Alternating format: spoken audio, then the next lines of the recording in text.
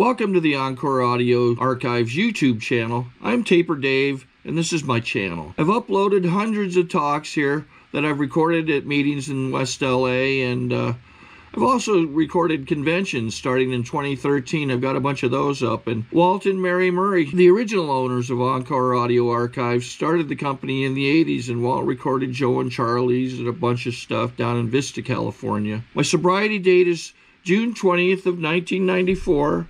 I hope you find something you like, so please like and subscribe to my channel and comment down below.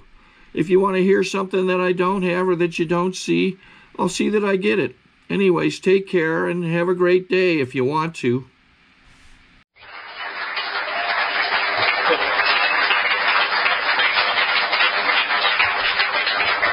Flip it on, huh? Hi everybody, my name's Mickey Bush and I'm an alcoholic. Probably an addict too. See my shirt? Another dopeless hope fiend, look. Another dopeless hope fiend, yeah. I identify in Alcoholics Anonymous meetings as an alcoholic and probably an addict, because that's the way alcoholics like it done in Alcoholics Anonymous meetings. So I don't have a problem with that. Seems to work pretty good. One alcoholic relates to another alcoholic. Worked pretty good, you know, when Bill met Bob, and it worked pretty good for me nearly 16 years ago. And for the new folk around here, I've got absolute faith it'll work pretty good for you too. So, in Alcoholics Anonymous, I identify as an alcoholic and probably an addict. Well, I'm a real alcoholic, folks. I'm a real alcoholic. So consequently, I get asked to do a lot of talking in Narcotics Anonymous, and was one of the founder members of Cocaine Anonymous as well. And when I identify there, I identify as an addict and probably an alcoholic, because that's the way they like it done too. See? So it really doesn't worry me one way or the other. The truth of the matter is that, you know, my name's Mickey Bush, you know. I'm an alcoholic. I'm in an Alcoholics Anonymous meeting. I know what's wrong with me and I know what to do about it. Now that's a lot of shit right there. And I never knew that when I got here. You know. But, you know, the truth of the matter is that, you know, I'm a real alcoholic. You know. And I don't really mind, you know, what kind of program it is. If there's 12 steps attached to a program, I'm a contender for it, for Christ's sake. You know, don't really matter what it is. AA, NA, CA, ACA, Overeaters, Little Peters, it don't matter what it is. You know, it don't matter what it is, folks, you know. You know, I'm a contender for it, and you know that, you know. Walt's here and some other friends, and so, you know, I've got to be rigorously honest, and I guess I'll have to back up, because I did go to a Little Peter meeting, but they wouldn't let me in, so I didn't qualify. Well, the black folk think they got a monopoly on this or what? Anyway, you know, my name's Mickey Bush. I'm an alcoholic. I'm in an Alcoholics Anonymous meeting. I know what's wrong with me and I know what to do about it. And that is a lot of shit right there. You know. I'm real grateful to be an alcoholic, just to put you in the picture. I'm really, really, really grateful to be an alcoholic. I'm nearly 16 years clean and sober, and I'm more grateful today than I've ever been. It's a bigger thrill to me today to be among you than it's ever been. It's more exhilarating than I've ever been, you know. And I give you that. I give you that to encourage you to be enthusiastic about what we do around here, you know. It just seems to work that way, you know. I'm really grateful. I mean, I don't have to get far to be grateful, just to put you in the picture. You know, I mean, my very name, Mickey Bush, think about it, Mickey Bush. Mickey Bush. You know, I mean, fancy having a name like Mickey Bush. You know, puts me somewhere between a mouse and a president. You know what I'm saying? Anywhere, you know, anywhere in that spectrum you're likely to find me. You know what I'm saying? And grateful, God, I mean, like, really grateful my name ain't Harry. Can you imagine going through life with a name like Harry Bush? Yeah, I just missed it by that much. Yeah. Anyway, you know, I can tell we're in a good frame of mind today. We got some good work to do here. We're safe and sane and sober. Sun shining, lovely day. You know, I just drove down from San Fernando Valley and no big problems, couple of breaks, a couple of traffic jams, but no big deals, you know, down here among friends, carrying this message. Staying sober, carrying the message. The primary purpose, staying sober and carrying the message. Now, I want to just qualify something here. I'm going to be referring to the beautiful books Alcoholics Anonymous and 12 Steps, 12 Traditions, you know. And I use the word and the terminology of alcohol and alcoholism very often. However, don't be put off by that. You know, I'm going to be talking about alcohol and alcoholism, but please feel free to translate mentally whatever is applicable to you. Be inclusive, not exclusive. If you're a dope fiend, you know, feel free and feel included. If you're a pothead or a pillhead or, you know, a nice identification that seems to be happening recently is like a crack monster. If you're a crack monster, you know what I mean? Or one of those, I mean, whatever it is you're identifying, feel inclusive, not exclusive as far as I'm concerned. And just translate mentally to whatever works for you. I mean, it gets really boring up here when halfway through these things somebody raises their hand and says, well, I don't relate because I never drank that much. I'm a dope fiend.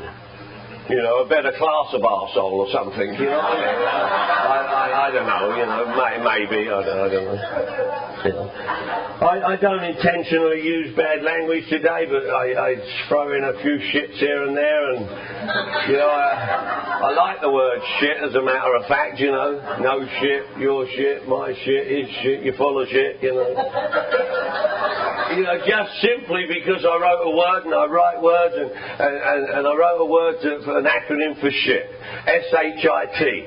Simply how I think. So that's it, you know. So when my guys I sponsor say, well, I think, I say, shut up, I don't give a shit. You're full of crap. S-H-I-T. Simply how I think. So there you go. Anyway, listen, I want to get on here. We're going to have a break after about 55 minutes, something like that. It would really help if you didn't get up and disrupt me. I get, look, like this kind of thing, you know, look, good intention, bad move. You know, I was so obsessed. I hope he was saying hello. No, you wasn't. You were disturbing me. You know. And if the newcomer thinks they're the most important person in the room, screw that. You know. Anyway, I cover the first 3 steps simply because, you know, in my experience, and I don't give opinion, I hate it when people get up to these podiums and they say, everything you hear from me is strictly my own opinion, I'm just talking for me, this is just for me, just for me, just for me. I think, screw you. Just for me? No, this ain't just for me. This ain't a me deal up here. I don't give you opinion. No, I'm not going to give you opinion. I'm going to give you my experience. In this beautiful book, Alcoholics Anonymous, there's nothing in it that says opinion, strength and hope. You know what I'm saying? It's experience, strength and hope. And when guys get up here and say, little duck behind, they think there's some kind of etiquette that says that they have to qualify just for me. I'm just giving my opinions. I think we don't like opinions up here. Experience, strength and hope, not opinion.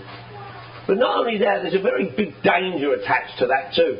Because folk get up here and they say, just for me, I'm just talking for me, it's everything you hear is just my opinion. And then the newcomer, he hears that, then he thinks his bloody opinion counts too. And it don't. No, I don't talk just for me, and I don't talk just from my opinion.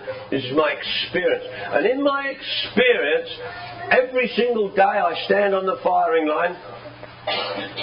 Every single day I see this disease killing God's kids, us alcoholic addicts. And I see folk like this week. Guy this week with 13 years is shooting heroin again. Another girl with 7.5 years is drinking, can't stop. It goes on, it goes on, and it goes on. You stick around here, you'll see it yourself. And it's one thing if you haven't done the first 3 steps. It's one thing if you haven't done the first step. But if you haven't done it, but believe you have, that's very dangerous. Very, very dangerous. And when I talk to folk, as I often do, especially relapsers, you know, and talk to them, almost without exception, in fact I would say without exception, they have never done the first 3 steps as they believed they had. Now if you're sitting around here, for example, thinking that you've done a first step because you've done what somebody said you could do, walk in the door and raise your hand as an alcoholic and admit you're an alcoholic, that's the first step, you're deluding yourself, you're missing the boat. That is not true. Don't fall for that. In fact, there's a huge amount of work to do before we even get to the first step.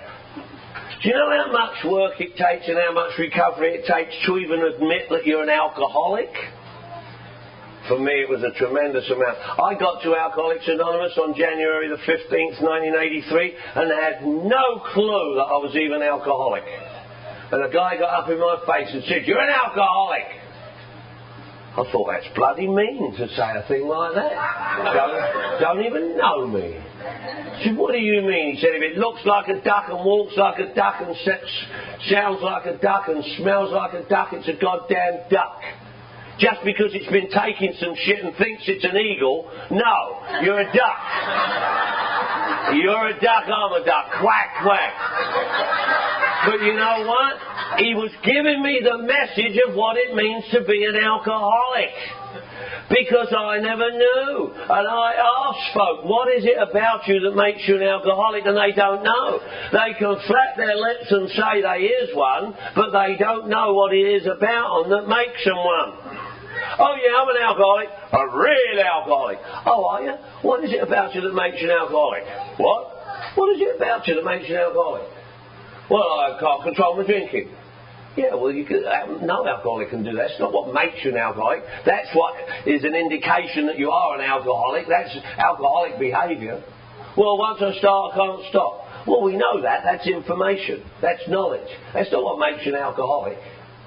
"Well, what do you mean?" "Well, you're going around telling people you're alcoholic. I'm asking you what it is about you that makes you an alcoholic. What is it about you that makes you an alcoholic?" "Well, I've got an obsession of the mind, allergy of the body." That's a description of a disease called alcoholism. It's a twofold disease, obsession of the mind, allergy of the body. That's not what makes you an alcoholic. My kid could read that in a book.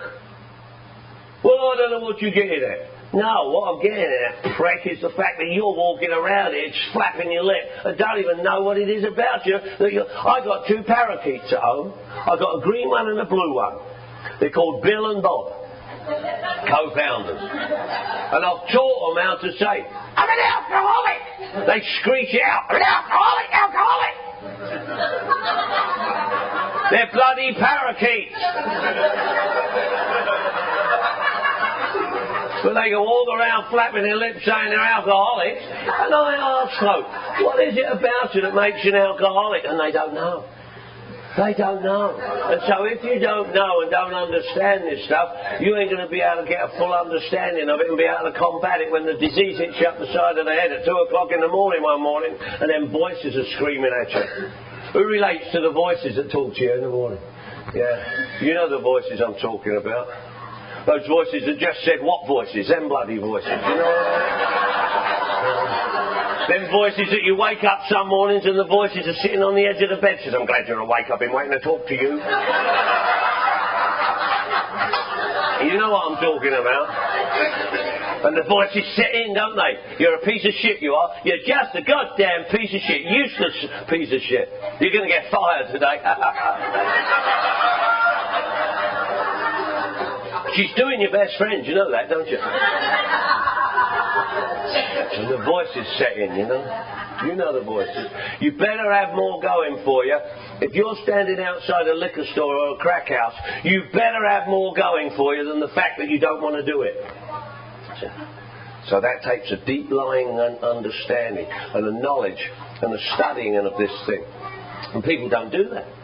I'm not just making this stuff up. It's in the books that we talk about. You know? Nobody very often makes a study of themselves and their disease.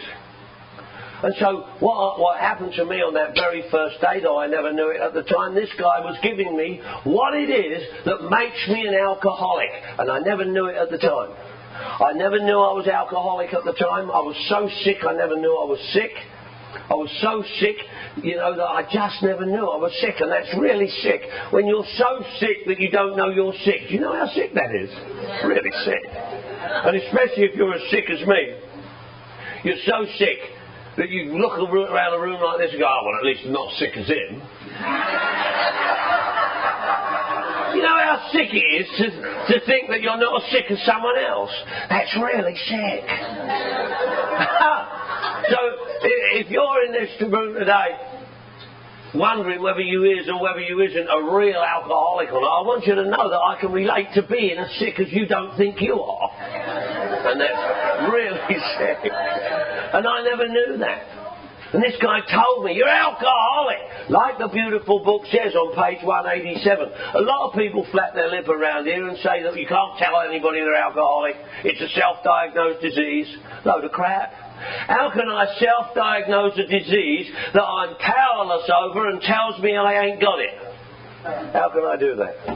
I couldn't do that. Needed you to help me with that. That's where two drunks come together for the purpose of recovery works. That's what this fellowship's about. I couldn't do it. I know the book says you can quickly diagnose yourself. Bullshit. I couldn't diagnose shit when I was up there at the bar drinking. Nothing. Needed you to help me with that. So I couldn't self-diagnose. How could I do all that? I couldn't. This guy said, you're alcoholic on page 187 when Bill and Bob are 12-stepping the man on the bed, the third man. It says in their story, and read it in the book, you are an alcoholic. That's what they said. And that's what you guys said to me. First day I got here. Now, I don't care whether you're one of those love addicts or one of those codependents that have got to be stroked and pussyfooted around. It wouldn't have worked for me, that. You know, people show me love and kindness, especially when I was drinking. I take that as weakness and just gobble them up, man. You guys put it to me straight. You did what we do around here. You told me the truth about myself and about this disease and about the nature of the disease. And you didn't pull no punches. And this guy told me what it was. Because he said, if it looks like a duck, it's a duck. Just because it thinks it's an eagle. And that's what it is. And that's what makes me an alcoholic. Hear it good. I'm an alcoholic because it changes my perception of reality. I have an abnormal reaction to alcohol. Alcohol changes my perception of reality. It changes me from a duck to an eagle. When I feel like a duck, I have a few swallows and I go swooping around looking for prey. I call it a nerd remover. It changes my perception of reality. I feel like a nerd, I drink, I don't feel like a nerd. I feel like a nerd, I drink, I don't give a shit if I'm a nerd. I feel like a nerd, I drink, you're a goddamn nerd, screw you. See, it changes my perception of reality. And Alcoholics Anonymous, folks, changes my perception to reality. Alcohol changes my perception of reality. Alcoholics Anonymous has changed my perception to reality. That's what you guys have done. That's what you guys have done for me. And I'm really grateful. I am an alcoholic because I have an abnormal reaction to alcohol. That abnormal reaction is that it changes my perception. It doesn't do that for my three sisters and brother. It does it to me. I'm an alcoholic. See? Takes me out. Takes me, changes me. Makes everything about the way I think and feel. Like the beautiful 12 and 12 says in the first paragraph. You know. Is such an obsession for destructive drinking. He's warped his mind into such an obsession for destructive drinking. How can I think straight with a warped mind? Couldn't do that. Couldn't do that. You guys had to teach me that. And on page 20 of this beautiful book, it says, if you are an alcoholic who wants to get over it, you may already be asking, what do I have to do now? If you are an alcoholic who wants to get over it, you may already be asking, what do I have to do now? So you have to come from a space of being an alcoholic to ask, what do I have to do now? And what we know what to tell you is the 12 spiritual steps. Those ones up on the wall. If you're an alcoholic who wants to get over it, what we know to do about that is the 12-step recovery program. See, that's what works for the majority over the long haul. See, and I never knew that. See, so you've got to come from a space of being an alcoholic to ask, what do I have to do now? We tell you what it is. It's a program of action, a design for living, a blueprint for life. 12 spiritual steps, starting with step 1. So admitting I'm an alcoholic is not step 1. People think it is, because in the beautiful book in page 30 it says, we learned, we had to fully concede to my innermost self that I'm alcoholic. This is the first step in recovery. It's the first step in recovery, but it is not the first of the 12. We've got to have a reason for being here. Nobody just slides in here and slips on a banana skin through the door there. We come here, don't we? We come here because we've got a reason to be here. And eventually, if you're like me, you guys helped me to discover what was wrong with me. Nobody else had ever been able to do that. You told me I was alcoholic. That was why I was here. I was alcoholic. Now what am I going to do about that? I'm an alcoholic. Yeah, I want to get over it. Well, stop drinking. Well, I can't stop drinking. Well, try. Or I'll try and stop. Okay, I'll try and stop. Look at you, you're drunk. Yeah, but I tried. You're bloody drunk. Well, cut down then. Well, just cut it down. Well, I'm going to cut down. Well, look at you, you're drunk. Well, I don't know what happened. I just went out for a couple and I just carried on drinking and I ended up drunk. Well, you said you were going to stop and you couldn't. Well, I said you were going to cut down and look, you're drunk. Well, on page 44 of the beautiful book, it says, if when you honestly want to, you cannot quit entirely, or if when drinking you can't control the amount you take, you're probably suffering from a disease called alcohol that only a spiritual experience can conquer. I'm an alcoholic. Holy shit, what's that? I'm an alcoholic. Wow. Alcoholic? Alcoholic? Far out. That was like a step up for me to learn I was alcoholic. They've been locking me up in nutboards all my life. I wasn't nuts, was alcoholic. Far out. I ran home and told my best pal, the one who just X'd me out of his life that day, hey, guess what? I'm alcoholic. I'm powerless over alcohol. My life's unmanageable. He said, no shit. I thought it was going to be a surprise. Everybody knew except me.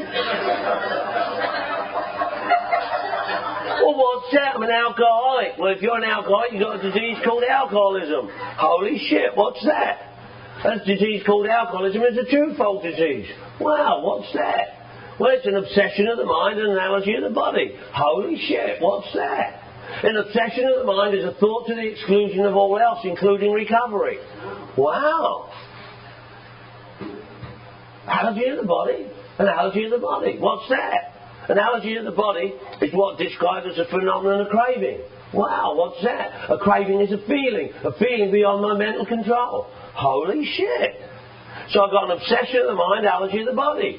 Twofold disease. It has to be twofold. It can't be solo. It's got to be twofold. Obsession of the mind, allergy of the body. A mental obsession, physical allergy. Holy shit. See, my buddy, he's allergic to abalone. When he eats abalone, he breaks out. He knows it. Once in a great while, every now and then, he gets tempted and he has a taste and, it's done in garlic or he eats it with bread or it's catch of the day or something, and he takes a taste and he breaks out. He says, what a dick, I knew that was going to happen. You know what I mean? But he don't have to go to Abalone Anonymous, you see? Because it's not coupled with the obsession of the mind to eat buckets and buckets of bloody abalone. See? It's solo, see? Some guys get off work.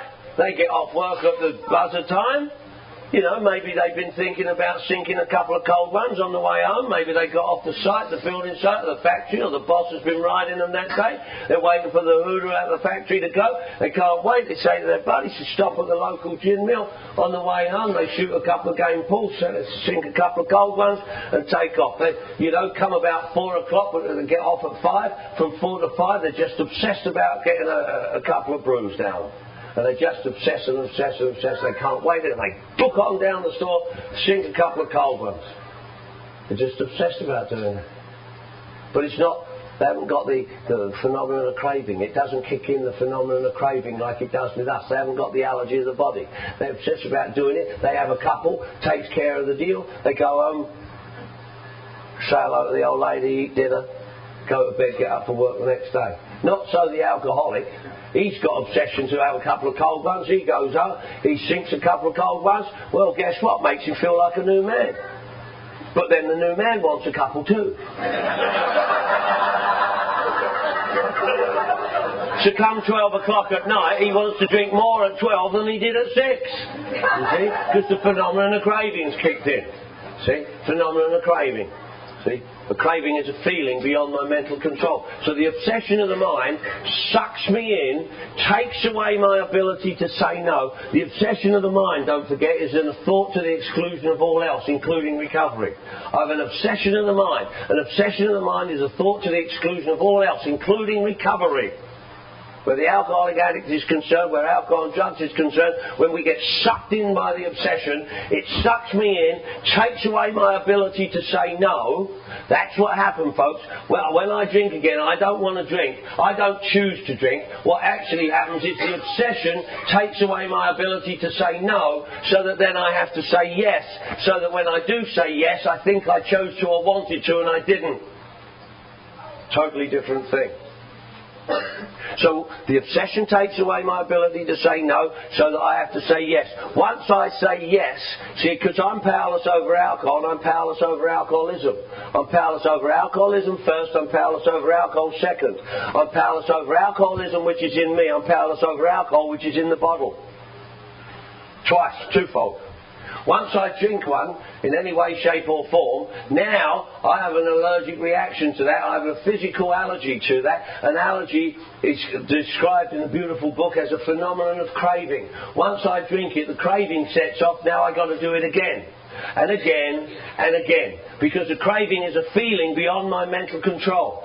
So I have a mind, an obsession of the mind that won't let me not do it. And once I'm doing it, I have a phenomenon of craving. A craving is a feeling beyond my mental control, so I can't think my way into stopping doing it. So I can't stop from doing it, and once I'm doing it, I can't stop doing it. Twofold disease. Is that a surprise to anybody here? It shouldn't be. We've got to know and understand this. What have I got to do? I'm an alcoholic. I've got a twofold disease. Holy shit. Well, the only cure we know for it, of any form that Bill discovered, was complete abstinence. But how do I quit? How can I do that? That's where our 12-step spiritual program comes into it. See, when it comes into being an alcoholic, I'm an alcoholic. I have an abnormal reaction. I've got a disease called alcoholism.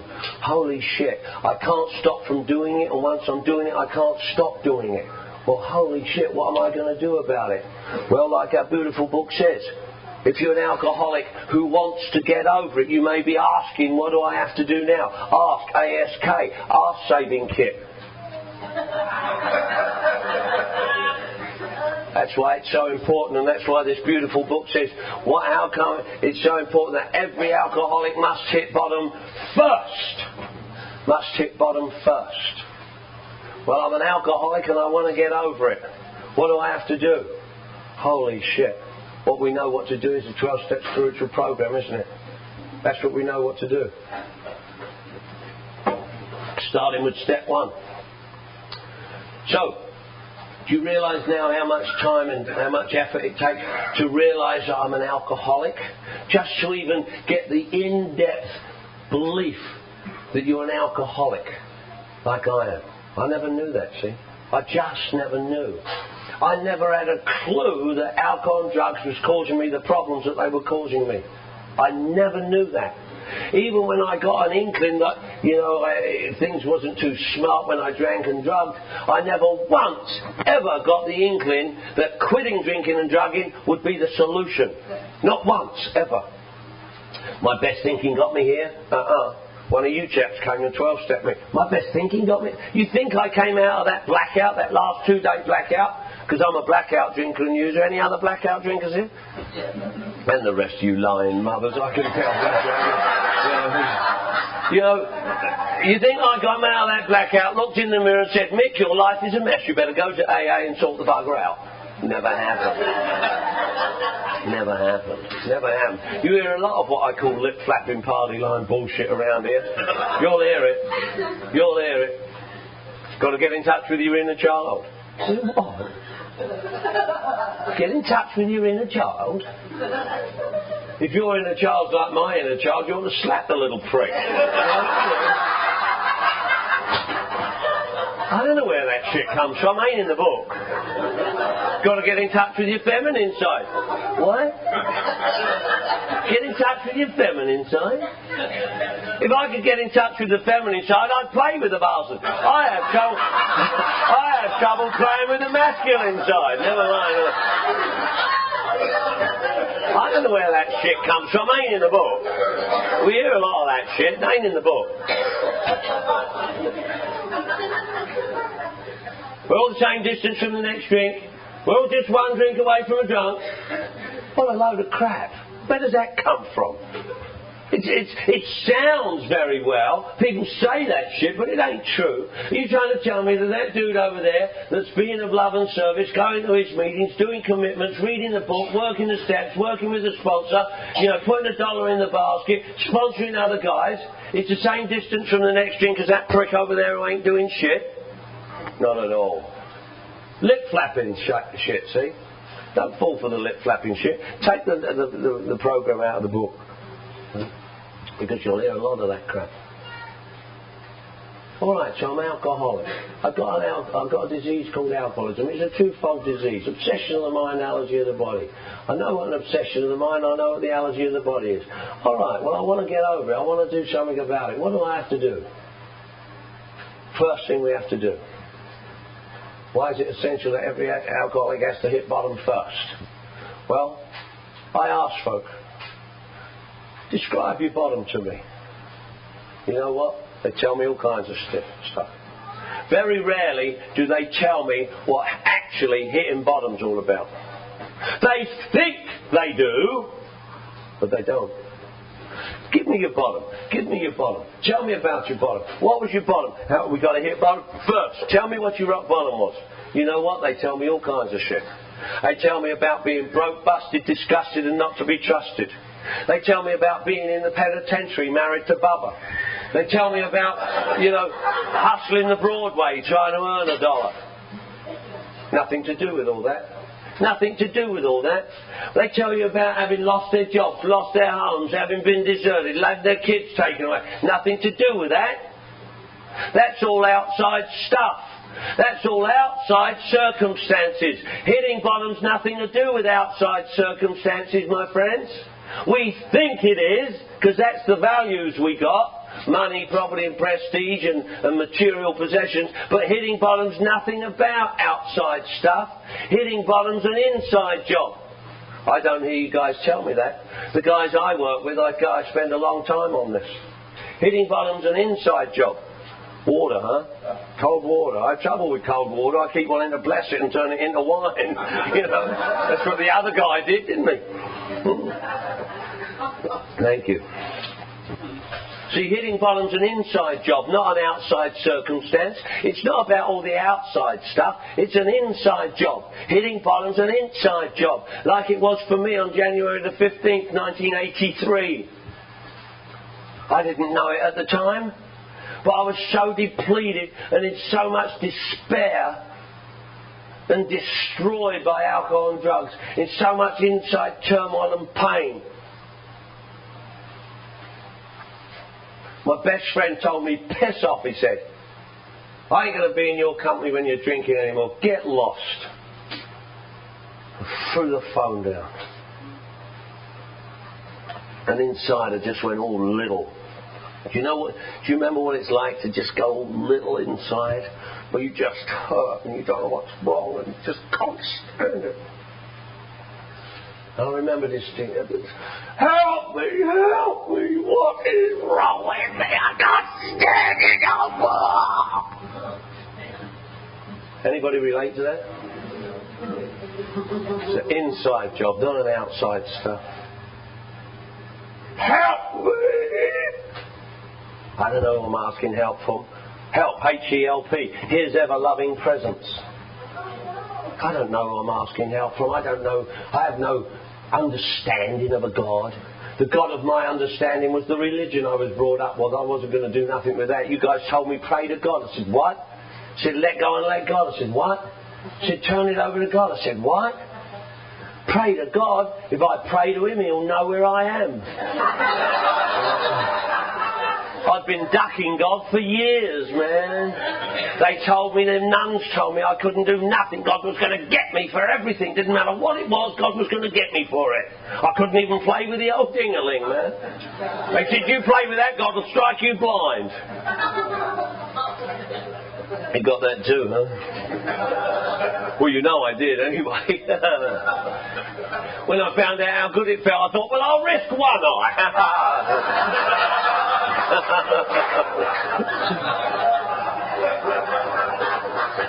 Pray to God. I don't know nothing about a God of my understanding. I've never even heard that shit. But hitting bottom is an inside. Hitting bottom is about turning to the source, turning to the power, turning to the Creator, God, whatever you call it, whatever works for you. We have no truck with anybody's preference along these lines. I never even knew I was turning to or what I was. But you know what? When I hurt so bad, help me. It was almost like God was leaning over my shoulder and said, Mick, you silly bastard, I've been waiting for you to ask. Now get yourself over there to that AA meeting. And the source sent me to you guys. The source, the power, the Creator, the Great Spirit, God sent me to you. And here it was. Here's what I needed. Here was the power greater than me that could restore me to sanity. It was right here. Me plus you was a power greater than me. You plus us is a power greater than you. In the first two steps, you don't see Jesus, Buddha, Muhammad, Allah, higher power mentioned. You don't see higher power or any form of God. You put a power greater than self. That's what's mentioned. In the first step, we're going to go into admitting powerlessness. Well, what is that? I've hit bottom. I've turned to the source. He sent me to you. I know that at this stage, God is doing for me what I can't do for myself. At this stage, I can't do this for myself, and I don't know what I'm supposed to be doing anyway. Even if I could have done it for myself, I wasn't doing it for myself. I've just come to such a complete despairing bottom, and help me. And God has sent me to you guys. He's doing for me what I couldn't do for myself, and even if I could have done it for myself, I wasn't doing it for myself. And even if I could have done it for myself, who the bloody hell wants to? Even if I could have done this deal on my own, who wants to? I've spent years alone up here in my head. Years and years and years. I can be in an auditorium with 50,000 fans in the auditorium and be a lonely guy. I was too. I'll tell you how self-obsessed and self-obsessive I am. Backstage at a Rolling Stones concert, I'm backstage, there's everything you can possibly want backstage. Money, property, prestige, sex, drugs, rock and roll, everything you can possibly want backstage, and I'm backstage lonely. I'm backstage lonely. Mick and the boys are playing on the stage, and they're just jamming. There's 50,000 fans in their auditorium having a wonderful time. I'm backstage lonely. And this particular night there was a big backdrop behind the stage, and it hadn't been closed off properly, and there was a 3-inch gap in the curtain. and I'm backstage, and how self-obsessed am I? As I walk past the 3-inch gap in the curtain, I think 50,000 fans stop watching Mick Jagger and watch me walk past the 3-inch gap. Can you dig that?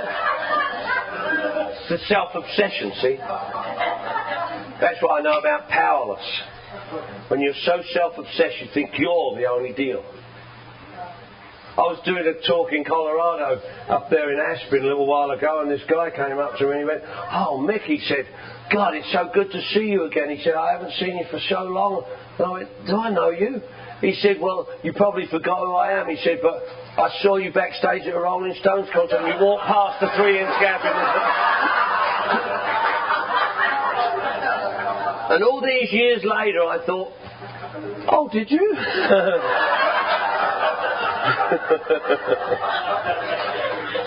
Oh, you get like that, huh?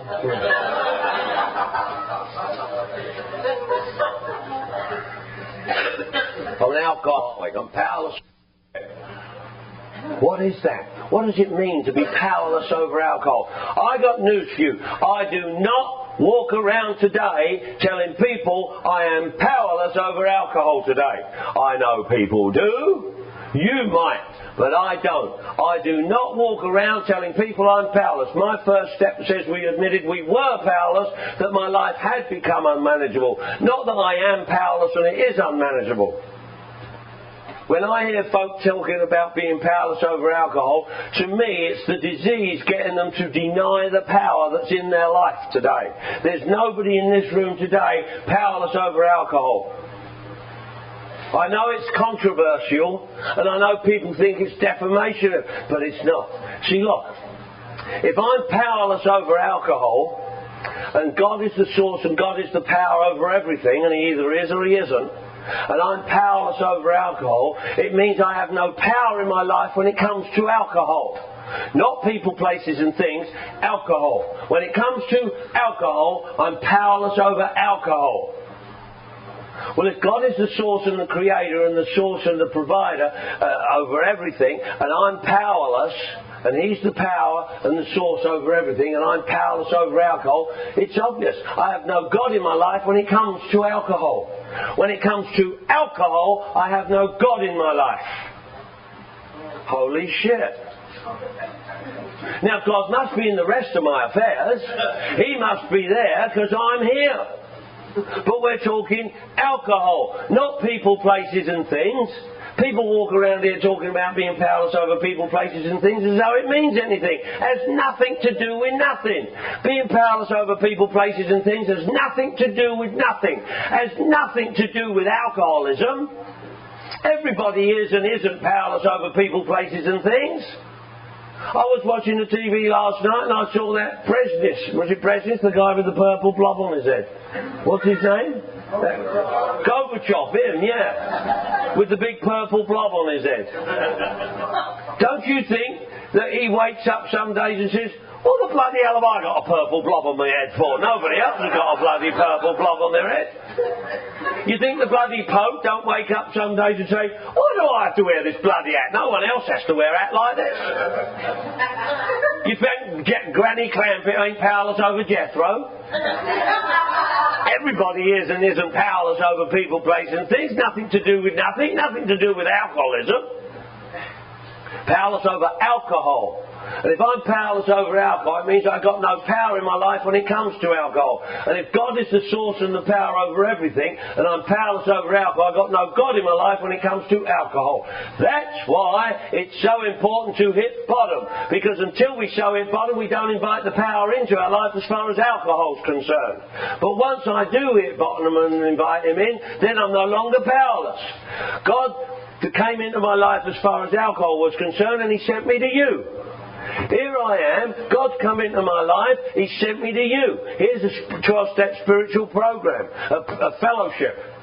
When I get here, me plus you is a power greater than me, you plus us is a power greater than you. When two alcoholics come together for the purpose of recovery, God comes in our midst and produces a power greater than either of us. So it's produced by us, but it's greater than us, so we can absolutely depend upon it, like the beautiful book says. And we never made that up. You can read that in the scriptures, you can read that in the Quran, you can go anywhere you like, and it's written that when any two are gathered together in my name, I will come in your midst. When two alcoholics come together for the purpose of recovery, God comes in our midst and produces a power greater than either of us. So it's produced by us, but it's greater than us. And we can absolutely rely on it to stop drinking. Now, if you're going to meetings and cruising meetings and hanging out in meetings, or think that you can work it just by hanging out with other drunks, you're missing the deal. Because hanging out with drunks doesn't cut it. Not without the third factor, which is for the purpose of recovery. If you think hanging out with drunks is all it takes, you can go down Skid Row. Go down any Skid Row in any town, in any country in the world, and you'll see drunks hanging out together. Drunks have always hung out together. Nothing big about that. But without the third factor, which is for the purpose of recovery, it don't mean diddly squat. That's why we come here. And that's why if you're cruising this thing and ain't paying it attention and ain't doing this deal, you won't get the benefits of it either. And that's what it needs to do. And that's why I need to hit bottom, bring the power in, come to you. The power comes into my life. I come to the 12-step spiritual fellowship. You introduced me to a big book, Alcoholics Anonymous, BIGBOOK. Believing in God beats our old knowledge. In the book you said was a program, a 12-step spiritual program. Program, PROGRAM. People relying on God, relaying a message. Holy shit. 12 steps, STEPS, solution to every problem, sober. Wow. What happens if I don't do steps? You go nuts. What do you mean nuts? NUTS, not using the steps. Holy shit. Well, how do I do that? You have to ask. Who shall I ask? Try a sponsor. Sponsor? What do you mean sponsor? SPONSOR, sober person offering newcomers suggestions on recovery. That's what a sponsor is. Holy shit. Wow. So I got the power and the source come into my life as far as alcohol was concerned because I hit bottom. He sent me to you guys, a 12-step fellowship, two drunks coming together for the purpose of recovery is a power greater than me. You guys introduced me to a program of action, a program given to us by the power.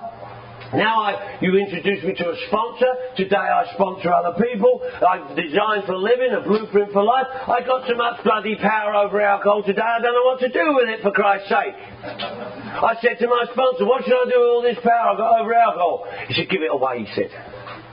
Go down to San Diego at the weekend. They won't want it anyway. No, I don't walk around telling people I'm powerless over alcohol today. There's only one time of the day that I acknowledge that, because in and of myself I'm powerless, but I ain't in and of myself, am I? Nor are you guys in here. You're not in and of yourself either. Not unless you back away from us and leave us and stop doing what we do. I ain't going to do that. The power sent me here, and this is where I'm going to stay. Every morning, as soon as I gain consciousness, as soon as the first consciousness comes into my head, before I even open my eyes, the first consciousness of awakening, I turn to the old man and say, hey old man, what you got for me today? He says, come on kid, we've got to go to work. We've got some work to do today. Now I've made a conscious contact with the power again. Now I'm no longer on my own again. He sends me to you every single day, carrying the message. Staying sober, carrying the message, the primary purpose. Powerless? Why would I say I'm powerless? I ain't powerless. I don't say I'm powerless. Why would I do that? I'm not going to deny the power that's in my life. Why would I do that? That's dumb, isn't it? You'd think I was dumb if I said that. Oh, Walt over there's my buddy. If I ain't got no dough and you give me $100 and Walt comes up to me and says, lend me a 10 Mick, and I say I ain't got no dough. You say he just gave me $100. Yeah, but if he never gave me $100, I wouldn't have no dough. I mean, that's dumb, isn't it? In and of myself, I'm powerless. But when I turn to the Creator and He comes in my life and sends me to you, then I'm not powerless anymore. So why would I say that? Don't do that. Powerless? No. It's powerless to say. Why don't I do it?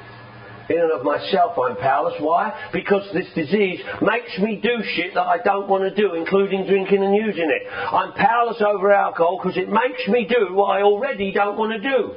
I got to not want to do it and then do these steps and this work so that I don't do what I already don't want to do. And if I don't do these steps and this work, or don't know what these steps and this work is, I will do what I don't want to do, because the disease that I'm powerless over will make me do what I don't want to do.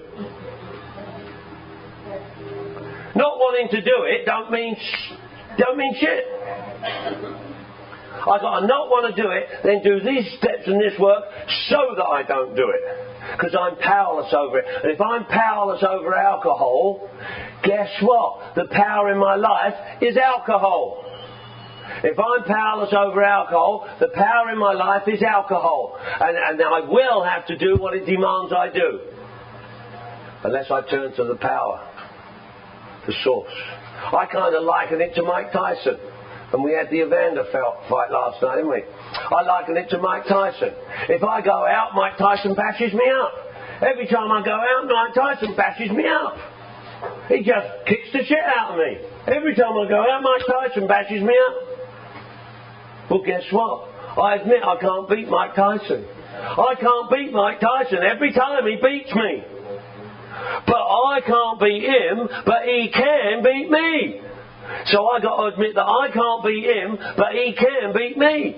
Like I'm powerless over alcohol, but alcohol isn't powerless over me. It can and does make me do what I already don't want to do. So every time I go out, Tyson bashes me up. Well, guess what? I soon realise, don't I, that every time I go out, he's going to bash me up. Well, if I want to go out, I've got to go and get Evander, ain't I? Is Tyson going to screw with me if I've got Evander with me? He ain't going to mess with me if I've got Evander in my corner, is he? Because Tyson can't do Evander, see? And it's the same with this deal here. Every time I go out, the disease kicks my ass. And I can't beat it, but it can beat me. But when I turn to the power and he sends me to you guys, here's the power right here. Here is the power. The second step says, came to believe that a power greater than self could restore me to sanity. To be restored to sanity means to not drink and use. Because the definition of insanity for us is repeating the same behaviour and expecting a different result. Drinking and drugging. So came to believe that a power greater than myself could restore me to sanity means came to believe that a power greater than myself could enable me to not drink and drug. And it's right here, right now. Every 12-step program goes on the premise that two people of the same kind come together to help themselves recover from whatever it is they're the same as. And when two alcoholics come together for the purpose of recovery, we can do what I couldn't do. I get drunk, we stay sober. Is that too difficult to understand? That's not difficult to understand. A power greater than myself, right here, right now. Right here. Everybody here. I don't care if you're agnostic, I don't care if you're atheist, I don't care what you are. Right here, we've got a power to enable an alcoholic addict to not have to drink and drug. We got it right here. Here's the power. And that's why the power is different to the higher power. The higher power and the power to enable us to stop drinking is different. God and the power are different. They are not the same. God provides us with the power, but the power is not the totalness of God. And we have people say they've got problems with the God shit. Well, we don't care. Have problems with the God shit. You still got the power whether you've got problems with the God shit or not. You can still stay sober if you're alcoholic and addict. With this is the power right here. Wow. How long was that, Paul? How long have we been going? 45. Any questions about this? Come on, let's play Stump the Drunk. You know, I don't mind. I know what this is. As you've given it to me, I'll give it back to you. Yeah. See, so I'm powerless. I'm powerless over alcohol. My life is unmanageable. In the beautiful 12 and 12 right here, in the very first paragraph of the first step, it says, who cares to admit complete defeat? Practically no one, of course. It took me a long time to realise what that was saying. Who cares to admit complete defeat? Practically no one, of course. Wow. Took me a long time to realise. 95% of us alcoholics are not making it in Alcoholics Anonymous. 95% of us, folks, are not making a program that really works. 95% of us are not making it. That's practically no one, of course. Who cares to admit complete defeat? Practically no one, of course. And because practically no one, of course, cares to, practically no one, of course, does, so there's practically no one, of course, who has, so there's practically no one, of course, to ask, how the hell do I? First phrase. Every natural instinct cries out against the idea of personal powerlessness. What's my natural instincts? Well, I'm physically and mentally different to those humans. I'm physically and mentally different to other human beings. There are those men across the street there in the local community here. 9/10 of the rest of the world are not alcoholic addicts. They have a different natural instincts to me. Their natural instincts is to survive and procreate and to keep warm and to feed and to, shelter and to live and stuff. Natural instincts of the human being. I'm physically and mentally different. I'm an alcoholic. Every natural instinct screams out against the idea of personal powerlessness. Why? Because if I admit personal powerlessness, now I'm on the road to recovery. Disease don't want that. And my natural instinct is to drink and drug. I'm an alcoholic. Every natural instinct I got is to drink and drug, which is to kill myself. Not like those over there, which is to live. Every natural instinct screams out against the idea of personal powerlessness. It is truly awful to admit that, glass in hand, we have warped our minds into such an obsession for destructive drinking. I got a warped mind. You know what the word warped means? Bent. Warped mind. I can't think straight with a warped mind. That only an act of providence can remove it from us. Only an act of providence can remove it. What's an act of providence? I never knew. You guys had to teach me. I thought I knew, but I never knew. An act of providence. That's why it's so essential that we hit bottom, because that's an act of providence. An act of providence where God didn't create it and could have prevented it, but He doesn't. He allows it to happen in order to bring good from it. An act of providence. And that's what we got here. Because what drunk is gonna suddenly turn around and start, oh yes, I think I'll recover. I haven't hit bottom, but I think I'll go along. It doesn't work that way. We don't surrender till we run out of ammunition, do we? We don't surrender till we give up the fight. That's why it's so essential. And every natural instinct I got is to drink and drug, not to survive. I'm powerless. My life is unmanageable. That's the thinking side of the disease. I'm powerless over the alcohol. That's the physical. The unmanageable is the thinking. I've got a warped mind. How can I manage my affairs? How can I even say that I can manage my affairs if I can't control my drinking? If I can't stop and moderate and control my drinking, how can I possibly claim to be able to manage my affairs? I can't sit down at a desk and pay my bills. I can't pay my child support. I can't seem to get it together, for Christ's sake. I'm a happening dude. I'm physically capable. I've got skills and money earning potential. I was even voted most likely to succeed at school. And yet here I am on Sunset Boulevard at 40 years of age, broke, busted, disgusted and not to be trusted. Thinking that I'm hot shit. When I came in, my granddaddy sponsor said, Mick, Alcoholics Anonymous is going to de-hip you. If there was over-hip Anonymous, you'd be a guru. I was so bloody cool, I was nearly killing myself, nearly freezing to death. You know? That's what I have to thank you for. The power is different to the higher power. The higher power is different to the power. A higher power produces the power and provided us with the power sufficient to prevent us from having to drink and drug. But the power is not the totalness of God. That's why in the third step, and when we come back, I'm going to deal with that too. I'm going to deal with the essentialness of understanding the third step. Now, when we're sober, having worked the first two steps, now we've got some will that we can return to. But if you think being clean and sober is the totalness of this deal, you're missing the deal. Because many of us have gotten clean and sober, and boy, we've hit bottoms. beyond what you know how to describe. At 10 years of sobriety, I was in the fetal position on the floor, eating the carpet in so much pain I couldn't stand it. But because of what you guys taught me, I'm standing before you today that you can come through that kind of stuff without having to drink and drug over it. Because in the third step, we get to apply these principles to all our affairs. Our personal relationships, for example.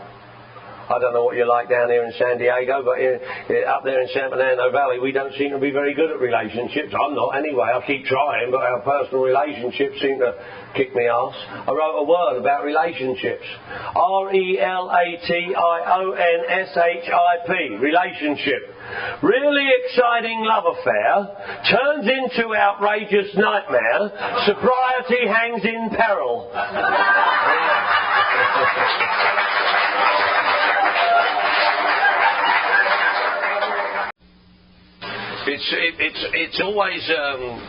It's always more rewarding to me to give you back what you're asking instead of standing up here just pontificating and spewing this stuff out. So if you've got a question or you've got a doubt, we had a couple of people at the break, talking about things, and I said, ask that question when you're ready. When are you going to turn this on, Walt? Oh, it is? Oh, okay. All right, so one more time, I always like to say this. My name's Mickey Bush. I'm an alcoholic. Hi, everybody, and I really do consider you my family. FAMILY, father and mother. I love you. And that's what I like. So this being a workshop, we covered quite a bit of ground in the first half of this deal. We covered the fact that I'm an alcoholic, covered the fact of hitting bottom, covered the fact of learning what this deal's about, learning about alcoholism, learning about the twofoldness of the disease, the obsession of the mind and the allergy of the body, And this is a lot of stuff here. This is a lot of stuff that we learned, that we're learning. And people skip by it. People skip by this stuff and they say that the first 3 steps, there's nothing to do in the first 3 steps. I got news for you. Now, I don't know about you either. I work with a tremendous amount of slippers and relapsers, And what I spew out myself to the slippers and relapsers that I work with is to try to give them a benefit of something other than what they've been doing or been hearing. Lip-flapping party line bullshit is what I call a lot of it. Because they can't stay sober with what they've been having. Now, if you're staying sober, what you're doing, 5, 10, 15, 20 years or plus, you think I'm here to tell you you're doing it wrong or anything. No. I'm not here disputing anything. I don't give a shit if you stand on the corner with your thumb stuck up your butt. If you know how to stay sober doing that, I ain't telling you that's wrong. But I do try and help the people that haven't seemingly got away or a message or have heard this stuff and have all this confusion going on that doesn't seem to work for them. See? In my beautiful book, Alcoholics Anonymous, and I think this is probably the singular... No, I need it here. I'm going to put it here. Oh, is that right? Okay. Yeah, I'm all right. I think that probably the most important thing that holds back alcoholics and addicts in recovery is this stuff. We walk around here talking about God as I understand God, God of my understanding, as I understand God, my higher power. And I say to a lot of the folks, give it to me. Give me that understanding you've got of that God that you just said you had. Give me that understanding you have of a power greater than yourself. Give it to me. What? You just said, thank God for the 90-day chip you just took. God of my understanding, you said. Higher power, your own higher power. Well, give it to me.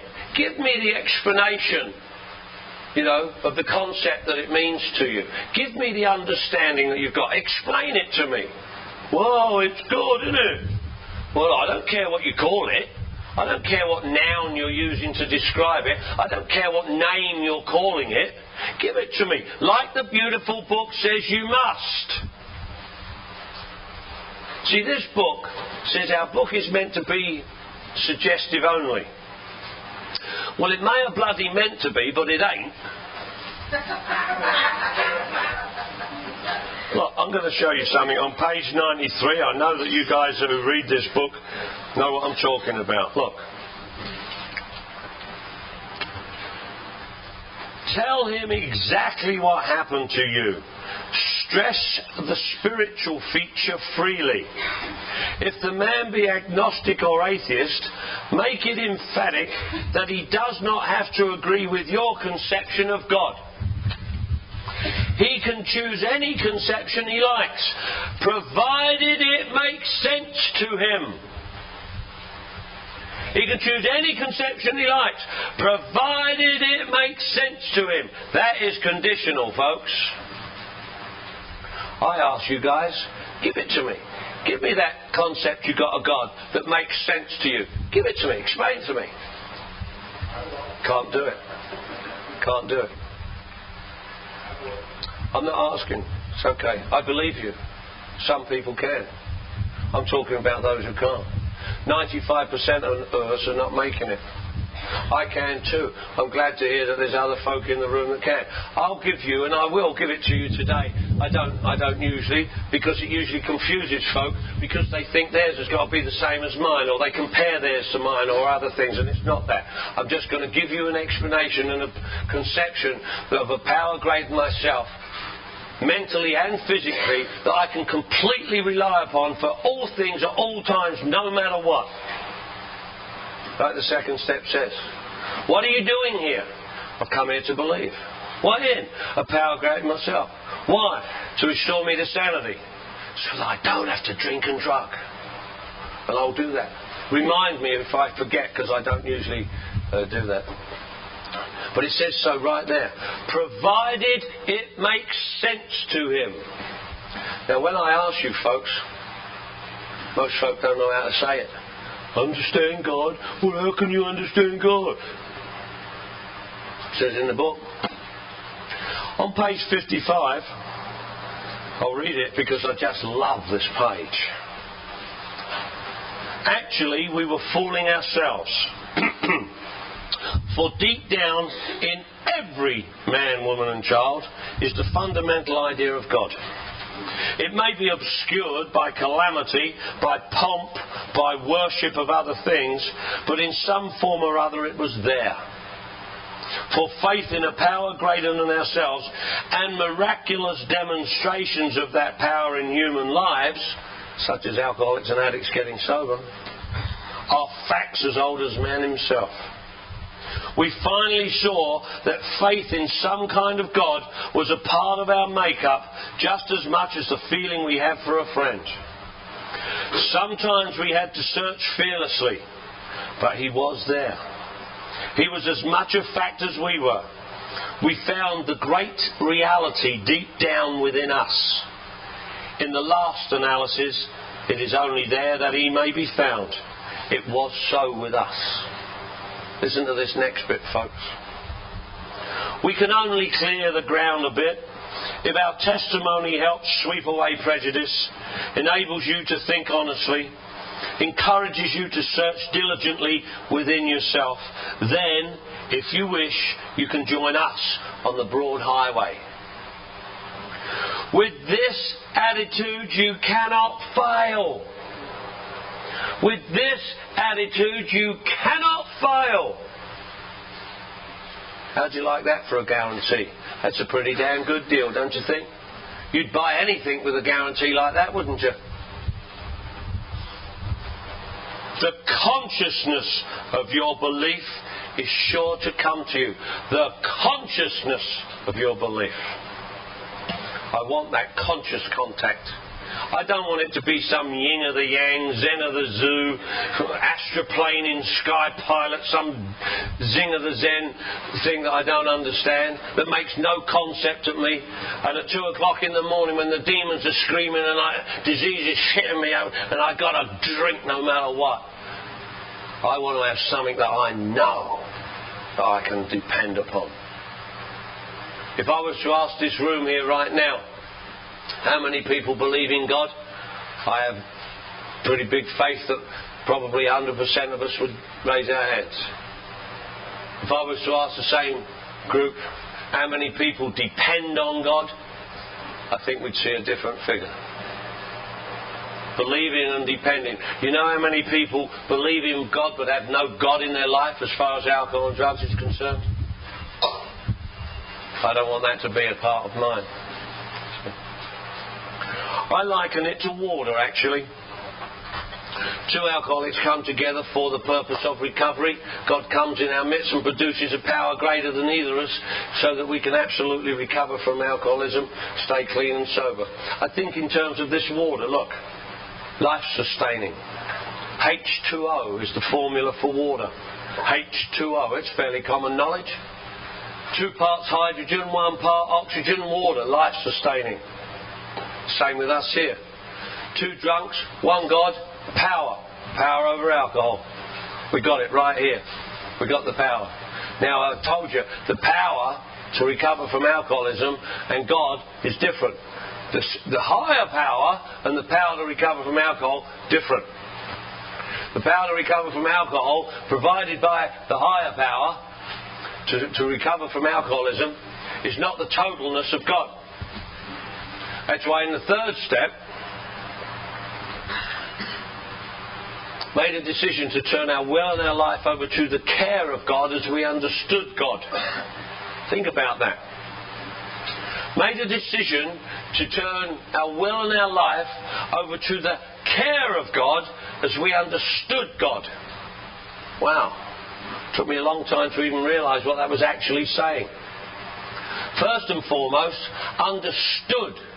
Understood is a past tense word. Understood is a past tense word because the understanding comes from the 2nd step. If you ain't done 1, you can't do 2, and if you ain't done 1 and 2, you can't do 3. Understood. Okay, what is that? I want to know. I don't want to brush it aside. I don't want to skip on the thing. Most people do. In each step there's usually an Achilles heel part of the step that somebody doesn't grasp. Powerless is one of those. So we skip past it, rush past it quickly. Don't understand the 2nd step. You know, don't really understand the insanity, don't really understand the power greater than ourselves to enable us to not drinking, so we kind of brush past that too. Now we've brushed past 2. In the 3rd step, well, there's 2 or 3 things there. So we brushed past that too. Now we've brushed past and haven't completely consolidated 1, 2 and 3. Now we've got to go on to 4. And when it comes on to 4, made a fearless and thorough moral inventory of ourselves. Most people, like me, don't even know what the word moral means. Made a fearless and thorough moral inventory of ourselves, and I didn't even know what moral meant. So they brushed past that too. I have guys come to me with inventories. Inventory up the wazoo. Nothing moral about it. They get drunk. Wonder why. They've done a load of writing. Never seen anybody write themselves sober. Never seen anybody pray themselves sober. Never seen anybody wish, want, hope, pray or intend themselves sober. That's why it's the actions we take around here. So when we come to the 3rd step, made a decision to turn our will and our life over to the care of God as we've understood God. Made a decision. Made a decision to do that. In the first 2 steps, we've gotten somewhere along the road, haven't we? We've recognised our disease. We want to do something about it. We've recognised our powerlessness and our manageability. We've admitted this. We've seen that we now have a power greater than ourselves that we can rely upon to not have to drink and drug. We're a little bit different than when we first come in. Having done the first 2 steps, I was totally different to having come into the program in the first place. And I got to tell you, I was very sick when I got here. And a lot of problems. The least of which was I got a hearing problem.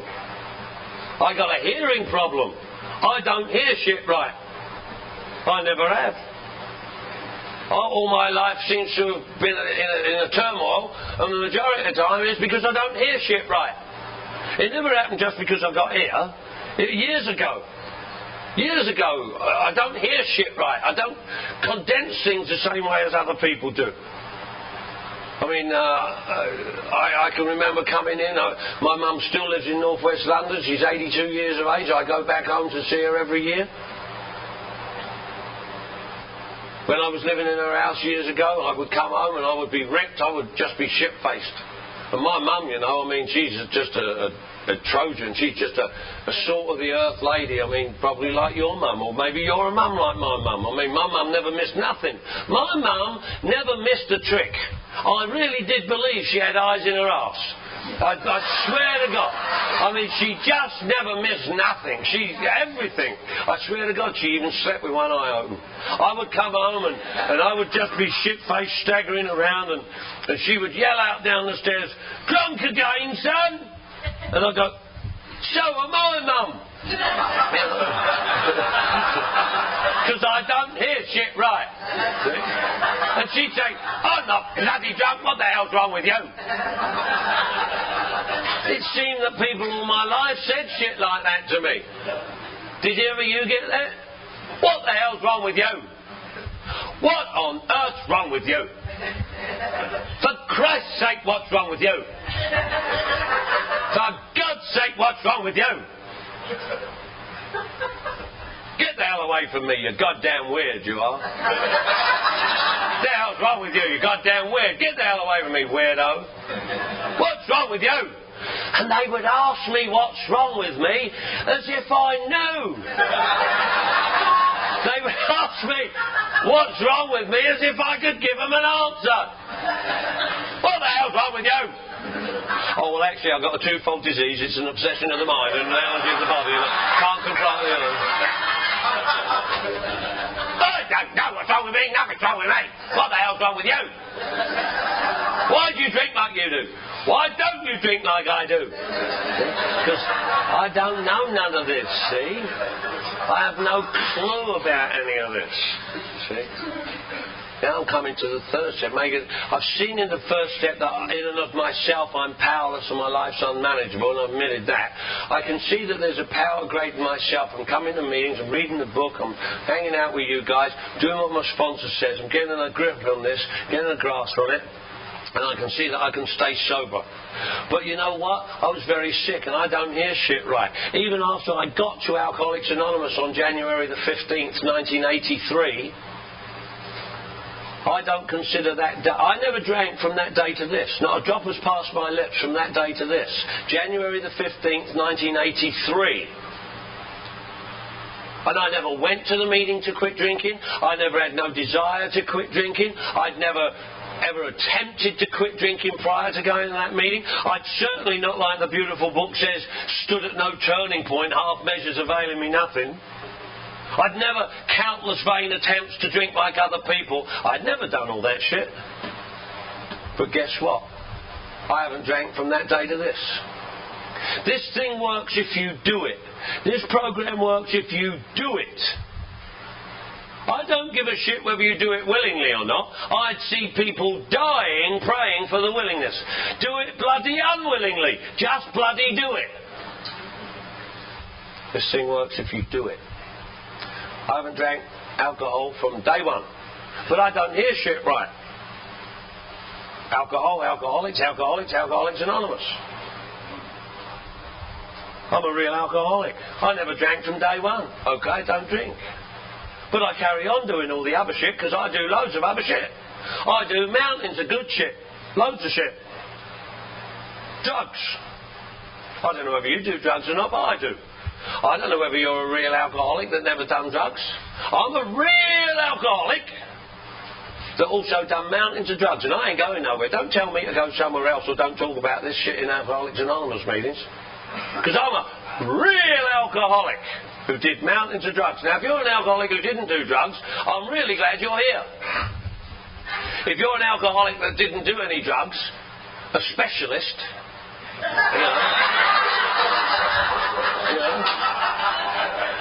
well, I'm really glad you're here, but I'm not. I'm a real alcoholic. I said to my sponsor, I'm a chemical gourmet. I am a chemical connoisseur. He said, no, you're not. You're a chemical kind of sewer, is what you are. So I'm a real alcoholic, as described in the beautiful book Alcoholics Anonymous, that did mountains of drugs. Now, if you hear nothing else here today, hear that if you're a real alcoholic, you've got to leave all them drugs alone too. I'm not talking about medications that you may need that is prescribed for you by a medical man. I'm not a medical man. That's not my business. But you know what I'm talking about. Because my experience is that I got to Alcoholics Anonymous and never drank from day one, but carried on doing all the other drugs. And 4 months later, I am completely insane in Alcoholics Anonymous, not drinking, blocking the channel to the power with a mind-altering chemical. And if you've got to rely on a power greater than myself to recover from a seemingly hopeless state of mind and body, I cannot afford to give that power the finger. I didn't know I was giving God the finger, but what else would you call it? In fact, if you told me that I was giving God the finger, I would have said, you're crazy. I love God. But what else would you call it? In the beautiful book Alcoholics Anonymous on page 86, it says, after all, God gave us brains to use. Well, if God gave me a brain to use, He gave me the brain He wants me to have. If He gave me the brain He wants me to have, I've got to have some kind of balls, haven't I, to turn around and say, thanks for the program, thanks for the fellowship, thanks for my life back, but as far as my mind's concerned, I want to change that, I want to alter it with this mind-altering chemical. Thanks for the brain you give me, but I want to change it with this mind-altering substance. What else are you going to call that but giving God the finger? Can't afford to do that, and I couldn't. 4 months I'm in Alcoholics Anonymous, not drinking, completely insane. I'm not talking about some kind of little waffle every once in a while. I'm talking about homicidal, not suicidal. I'd much rather kill you than myself. Insane. Doing this other stuff. Until you guys didn't kick me out. You guys didn't kick me out. You must have known what I was doing, because I know when you are. But you said, keep coming back, you said. Keep coming back. Keep coming back. Keep coming back. And guess what, folks? Keep coming back is not in the big book. Keep coming back's not in the book. Read it. Try and find it. In one of the stories at the back, there's a reference to a chap who says, I told him to keep going to meetings. That's the nearest reference there is to keep coming back. But I'm saying it to you. You guys said it to me. Keep coming back. I said, what for? Dude said, we love you. I said, I bet you do. This was in West Hollywood. When dudes tell you they love you in West Hollywood, it takes on a new meaning, you know what I'm saying? That's some kind of balls I got. That's some kind of... Can you get that picture? Here I am coming off a run. I'm dope sick, I'm hurting, I'm grey, I'm smelly, I'm just loud, I'm obnoxious, I'm dangerous. And I think these dudes want to jump my bones. Some kind of catch, huh? No. 4 months after, before I do quit all mind-altering chemicals that affect me from the neck up. And then started getting a handle. Then started hearing things like, well, sunlight of the spirit. I don't know about that stuff. I don't know nothing about that. Today I do. Today I do. Made a decision to turn my will and my life over to the care of God as I understood God. But today I have that understanding. It makes complete sense to me that I can describe and give to you. Didn't in the beginning. I made the mistake that I see a lot of you guys making. I thought it was about, the third step was about giving my life to God. I gave my life to God. He gave it right back. Said, I don't want it. I gave it to you. I fell for that trap. Don't say that. It says, made a decision to my will and my life over to the care of God as I've understood God. My old white Jaguar sports car taught me about that. I got a white Jaguar sports car out there. You know, I've prospered in Alcoholics Anonymous, staying clean and sober. I'm a rich man today. I own property. I got prestige. I got, you know, relationships. I got property, money. I can go wherever I like, do whatever I do. 16 years clean and sober. Close. Got a white Jaguar sports car outside. You saw me pull up in it. I love my white Jaguar sports car. Why wouldn't I? I'm a bloody limey, for Christ's sake. You know, a white Jaguar sports car. 12 cylinders. What else? 12 steps, 12 traditions, 12 cylinders. You know? What else? Made a decision to turn my will and my life over to the care of God as I've understood God. My old white Jaguar teaches me that. My old white Jaguar sports car is a limey piece of shit, is what it is. Keeps breaking down, for Christ's sake. When it breaks down, I put it in the care of the mechanic for fixing and repair. I don't give the bastard my car. It's my car. I own it. I have to pay DMV for it. I'm responsible for the tickets I get on it. It's my car. But when it needs fixing and repair and breaks down, I put it in the care of the mechanic. I don't give him my car, same as I don't give God my life. He gave it to me. But I put it in his care for fixing and repair. What is my will and my life? I never knew. I never knew. You guys had to teach me. I didn't know what my will and my life was. I wonder if you do.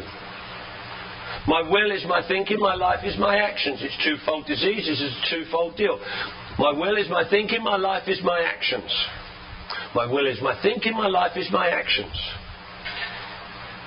Well, I got to live in the now. You guys told me it's a now deal, 24-hour deal. Got to live in the now, N-O-W, no other way. But I can't live in the now. I got all this guilt, shame and remorse from yesterday I'm dragging around. And I've got all this guilt, shame and remorse from yesterday and it's screwing me up today, for Christ's sake. I just can't get happy today. But I've got to live in the now, but I've got guilt, shame and remorse from yesterday. I can't live in the now. I've got to live in the now, but I've got all this fear, worry and anxiety about tomorrow. I've got all this fear, worry and anxiety about tomorrow, and I can't live in the now because it's screwing me up in the now. But I can live in the now. Third step. You think I live life on life's terms? I don't live life on life's terms. I haven't lived life on life's terms for a long time. Life on life's terms let me down. I did a third step. It's life on God's terms today. My will and my life. My will is my thinking, my life is my actions, but it has to be threefold so that I can live in the now. My life is everything I have done, am doing, and will do. Everything I have done, am doing, will do. That's what my actions are, my life. My will is my thinking. That's everything I wish I'd done, would like to be doing, and hope I'll do. My will is my thinking. Everything I wish I'd done, would like to be doing, and hope I'll do. Perhaps I'm here doing this workshop now. Perhaps I'd rather be laying on a beach in Barbados or somewhere. Me and Walt are going to go out this afternoon and do a couple of things. Maybe God's got different plans for me. Maybe he'll send me round to one of you guys to do a 12-step or something. I don't know. Thy will, not my will, be done. My actions and my thinking are different. What I actually did is different to what I wish I did. What I wish I did was graduate college, go on to become a lawyer. What I actually did was ran with a fast crowd, took drugs, ended up in the penitentiary, married to Bubba.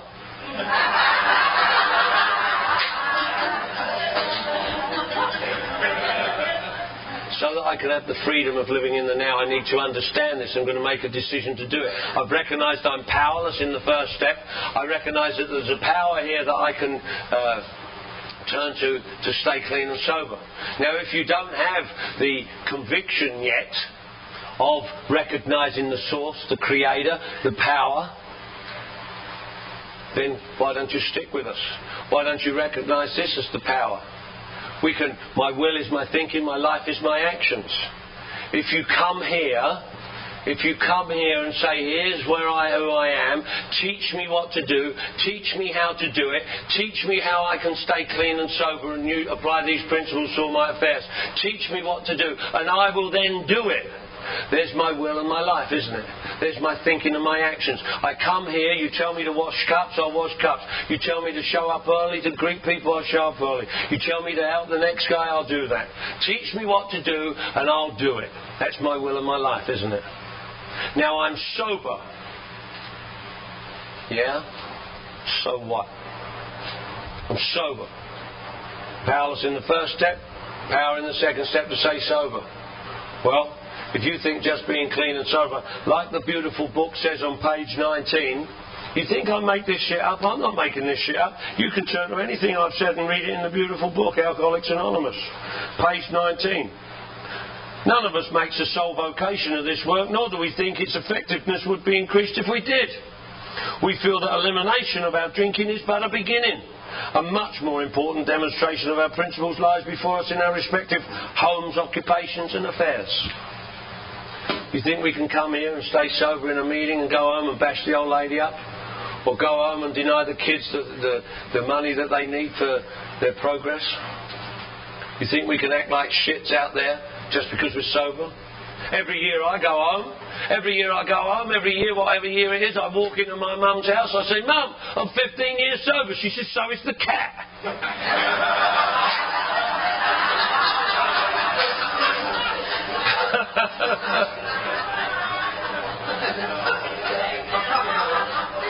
And she ain't sick like you lot. She ain't alcoholic. She ain't sick like our beautiful book says. My favourite... Who reads this book, by the way? Anybody read this book? My favourite page of the beautiful book this week. So we think cheerfulness and laughter make for usefulness. Outsiders are sometimes shocked when we burst into merriment over a seemingly tragic experience out of the past. But why shouldn't we laugh? We have recovered and have been given the power to help others. What else is there?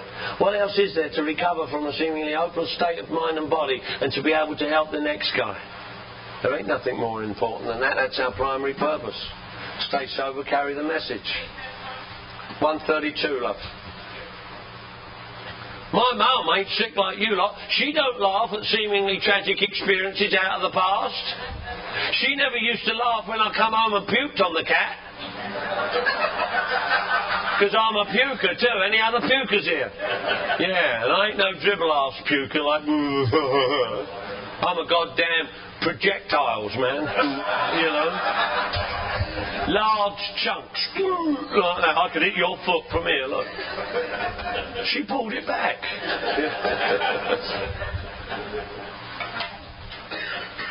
Anybody ever puked on a cat? It's goddamn weird, I tell you. You come home and you're all shit-faced, right? And you're all like, but you know it's coming.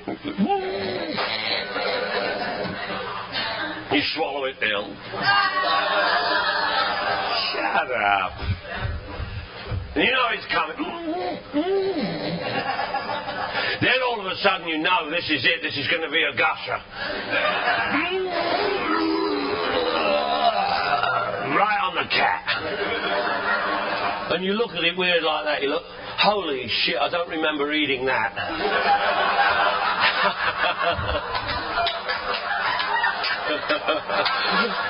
And then the goddamn cat gets up and runs off.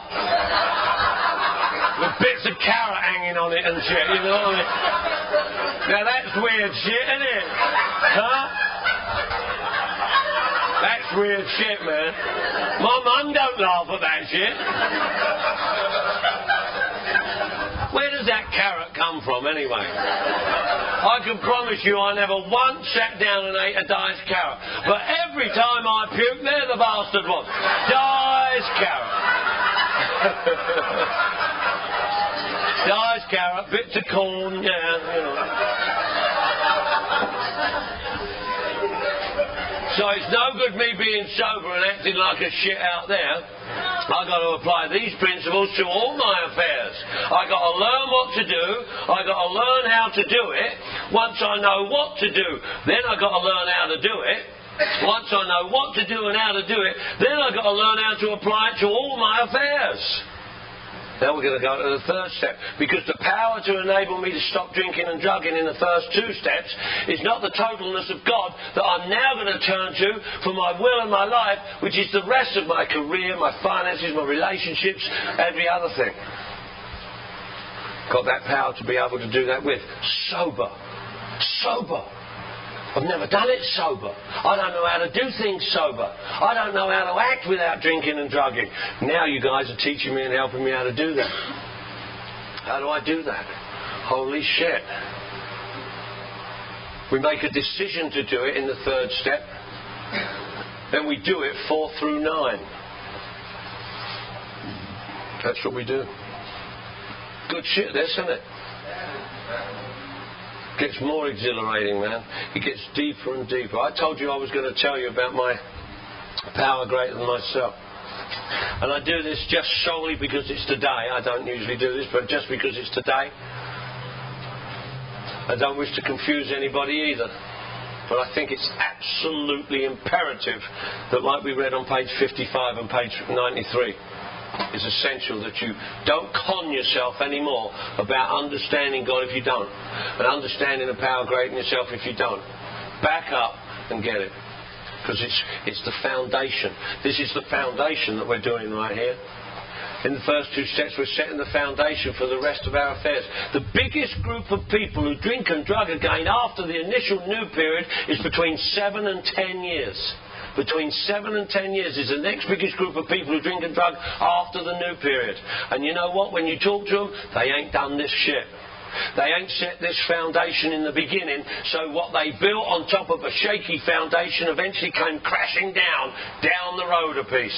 Just like this building will. If this building ain't on a rock solid foundation, guess what? It may stay up for a while, maybe a long while. But if that foundation's shaky, man, eventually it's going to start cracking and crumbling. We're going to have to reinforce it. And eventually we'll have to evacuate it. And eventually we'll have to raise it to the ground. And then we can build a new building. But what happens really is that we have to raise it to the ground, and that don't do no good. If we just build another building, that's going to be on a shaky foundation too. If you just come back after a relapse and start doing the same shit, repeating the same behaviour, you're going to repeat it. Because this is a disease of repetition, and it sets us up to repeat what we've already been doing over and over and over. What we've got to do is raise the building to the ground, get down into the footings and the foundations and reinforce the foundations so that then when the next building we build is on a solid foundation. And that's what we're doing here with our sobriety. And this disease, I'm telling you, this disease sets us up in a pattern of repetition. I liken it to taking poison, you know. If you take a little dab of strychnine or arsenic, a deadly poison, if you take a little dab of strychnine or arsenic, a deadly poison each day, what happens? You get sick, die? No, you don't. You build up an immunity to it. If you take a little dab of strychnine or arsenic each day, you build up an immunity to it. And then if you stop taking it, you'll get a reaction, a violent reaction. Remember detox, anybody? Detox, detoxification, toxic waste, toxic poisons. For alcoholics and addicts to drink and drug, we are poisoning our systems. And when you stop doing that, remember the reaction you had in detox? I certainly do. Well, guess what? You take a little dab of strychnine or arsenic each day, you build up an immunity to that. That's how you get a vaccination or an inoculation. Well, it's the same as this deal here. You think going in and out and in and out and in and out and being told lip-flapping party line bullshit like you'll hear in AA meetings. We'd say to the new folk who come back after a relapse, some of them, oh, it's okay, it gets better. That is a bloody lie. Do not believe that shit. It ain't okay for an alcoholic addict to drink and drug, and it never gets better. Anybody here had a little slippy poo? Did it get better? Never heard anybody say it got better, and I ask everybody I get a chance to. I always ask them, how was it out there? What? How was it out there drinking and drugging? What? It kicked my ass. I can't believe it. I used to be at a party for weeks on end. I couldn't even get through the weekend. And I didn't even get high. I ain't never ever heard anybody say, oh, it's bloody great out there, sucking on the devil's dick, jabbing that needle in my arm, swilling that bit, far out, it's great. In fact, it's so good I'll come back for you. Never once heard that, folks. I've heard thousands. God, I can't stand it. It ain't okay, and it don't get better. Don't fall for that shit. And I don't tell you it does. It's devastating. We got to know what to do about that. And that's what happens with relapse. You go in and out and in and out and in and out and in and out, thinking it's okay. You literally become a keep coming backer. Like we tell you, keep coming back. So folk become keep coming backers. Never stickers and stayers, keep coming backers. Well, I'm a sticker and a stayer, man. And I don't want to fall into the trap of being that either. Because when you go in and out and in and out, what's actually happening is this disease is building up an immunity to your recovery. And pretty soon your recovery will have no goddamn effect on this disease and you will be screwed. And you will pray to die like I have. Ain't no fun. Never mind about dead. Don't threaten me with dead. Bring on dead. But I ain't got the balls to kill myself and I ain't got the guts to live. Alcoholism, untreated alcoholism. They say there's nothing worse than an alcoholic who drinks and drugs again and goes out there and has a belly full of booze and a head full of AA. Well, I got news for you. There's something worse than that. There's something worse than a belly full of booze and a head full of AA. And that's being in here a sober alcoholic without a head full of AA. That's a lot worse, believe me. You get sober, if you're an alcoholic and get sober and don't replace that alcohol and drugs with something else that works, like the beautiful 12 spiritual program, you will feel like you are insane. And you're in dual pain. So if you're here, this is the deal. This is the easiest, softer way. You think I knew that when I came here? I didn't know that when I came here. My Native American brothers taught me about the Great Spirit. When I told you that, that God of my understanding, was that fearful, threatening, punishing God, couldn't get nothing with that. I hated that, man. I hated that. But you know what? You guys taught me a different way. Taught me about walking in the sunlight of the Spirit. That's why, far from there being no gurus here, the word guru, is spelt G-U-R-U. G-U-R-U? Wow. Guru is a Hindu word, and the definition of guru is a spiritual guide or teacher. That's what a guru is. And the ancient Hindu word guru is a leader out of darkness. And that's what we do here for the alcoholic addict, don't we? A leader out of the darkness of the depth of despair and the darkness of the disease into the sunlight of the Spirit. And it's a spiritual program that we pass on. So far from there being no gurus here, we're all bloody gurus. And of course, if we're all gurus, there's no gurus. I told you this gets exciting. My Native American brothers taught me about the Great Spirit. The Great Spirit. The Creator. The Great Spirit, Father Sky. Father Sky, Mother Earth, brothers and sisters. Family. Father and Mother, I love you. The Great Spirit, Father Sky, Mother Earth, brothers and sisters. The Great Spirit who created everything. And everything He created, He loves equally. From the smallest blade of grass to like the Empire State Building. Our Father. If He's our Father, we're the kids. If I'm His kid, you're His kid. If you're His kid, I'm His kid. If He's our Father, we're the kids. Well, I don't know whether you got kids, I got two. When you have kids and when you have another kid and another kid, most mothers I know, they spread their love to cover all their kids, don't they? My two kids, when my second kid come along, I didn't say to the first one, now piss off you little shit, never have liked you. You know, you spread your love to cover them all, don't you? And that's what God does with us. He spreads His love. He don't love you more than me or me more than you. The great Creator loves everything He made equally. When I get quiet and when I learn to do what you guys taught me, meditating, my vision, my imagery, I can close my eyes and make a conscious contact with the great Creator that makes sense to me, that I can absolutely believe in and trust and understand. And I can go there mentally and visionary and imagination. My image and vision can go there, and I can close my eyes and make a conscious contact. And I understand that, and it makes sense to me. But guess what? I'm a common old garden variety type drunk. Some days I just ain't very spiritual. Some days I'm like a raging torrent. Some days I get out of bed and hit the couch and wish the hell I took a cab. And don't call me because I don't want to talk to your ass. Some days the best I can do is get my ass into a meeting with you guys. Mental and physical, mind and body. I can close my eyes and go to imaginary places and visionary. But some days I just got to have something with skin round it, man. Some days I just got to get a hug from you guys. Some days I just got to come and be among you and sit down and rock. And me plus you is a power greater than me that I can absolutely depend upon in those times when I need something, anything, just to prevent me from not drinking. And if you think 16 years allows me any license more than you, forget it. Every single day we get to do this thing.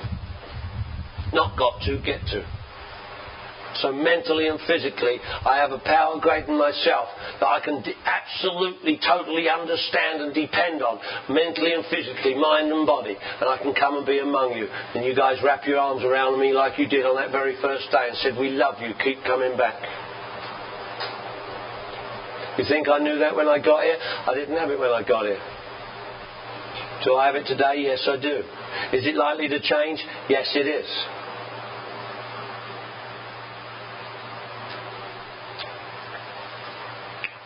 Wasn't always that way, folks.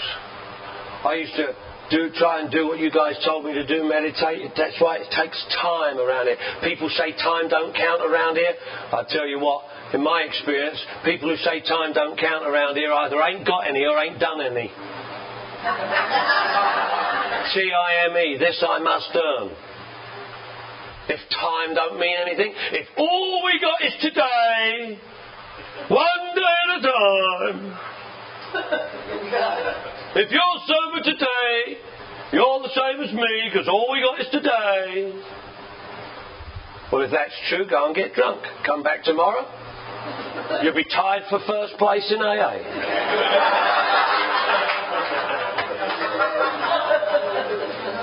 If that's all it takes, go and chain yourself to a tree. You'll be sober for a day. No. Stick around it. It takes time. The beautiful book tells us that. The beautiful book tells me you will be amazed how the right answers come after you have tried this for a while. Well, if there's right answers, there must be what? Wrong answers. Stick with the winners. Well, if there's winners, it must be what? No shit. And where are the winners and the losers? In the same bloody place. Where are the right and the wrong answers? In the same place. But today I've been somewhat restored to sanity. I can make sure this is what works. This is what works. Work. W-O-R-K. What our recovery knows. And it's all there in this beautiful book, Alcoholics Anonymous. The power greater than myself that knows, that I know and understand. That makes complete sense to me at all times, no matter what. I can come to believe that I stick around here. I don't know how long we got left. How long have we been doing it since we came up? How long have we got? Where's Walt? Oh, yeah. Yeah. See? Pardon? I can't hear you. That was 45? Okay.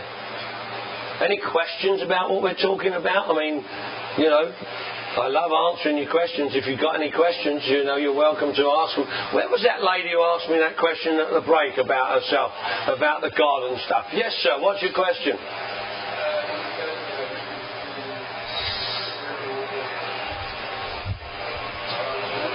I can't hear you, sir. Let me come over there.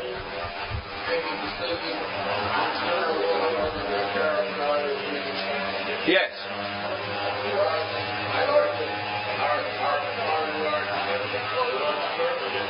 Great. Whatever works for you is okay with me, fine. Whatever it works for you. Whatever it likes you, you know, whatever you did that makes work for you, we have no truck with that. We have no truck with anybody's preference along these lines. None whatsoever. Beautiful, wonderful fellowship to belong to. I mean, we have no truck with anybody's, provided it makes sense to you. But if it don't make sense to you, you're a goddamn idiot for relying on it, isn't it? How are you going to do that? See? When I was raised, I couldn't even go to my brother's wedding because the church didn't recognise, because he wasn't getting married in that religion, they didn't recognise it. So my dad wouldn't let us kids go to my brother's wedding. You think I'm going to have, like, yeah, shit. I used to go back and rob that church. I did. I used to steal the candle money and the paper money. One day I got a great big truck and loaded it up with all the pews. Didn't even have a buy. I just wanted to rent the pews. When I was a young kid, I hated it. I mean, I used to shit in the confessional. You know, I used to go in the confessional and just drop one. Nice big log. And then in the next week I go on the other side, and one time I left a note saying the phantom shitter strikes again. Oh yeah, I was a nice little kid, I was. But we don't have any truck with anybody's preference along these lines, none whatsoever. Great fellowship to belong to. We have no truck with anybody's preference. Nothing. Doesn't matter who, what, when, where, how. We have no truck with anybody's preference along these lines. How about that? It's a fabulous fellowship to belong to. Yes, what was that question there? I'm starting to look at what you're talking about, the illustration of the Jaguar. Yes. And you steal your car, so when it's sick, turn it over to the care of God. No, turn it over to the mechanic, love. Yes, I turn the car over to the mechanic for fixing and repair. It's just a demonstration. If it confuses you, forget I even said it. Go to somewhere else. When my life isn't sick, love, it's because I'm in the guidance of God. My life is only sick when I get in there and ruin it. When I got to AA, my life was in ruins.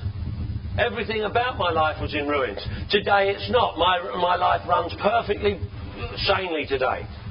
What's the difference between the word run and ruin? My life was in ruins when I was running it. Now it runs perfectly. Run and ruin, the only difference is I. You take the word ruin and remove I and it turns to run. You take run and put a big fat I in there and it turns to ruin. My life runs perfectly when I get the hell out of the way and let the old man run the show. See? That's what I do. When it's running perfectly, I say, thank you, Father. Thank you. When I used to meditate, I never knew how to do that. I used to close my eyes and meditate and get centered and try and focus on God. And I'd close my eyes like this, and then I'd see these tits. You know, I'd go,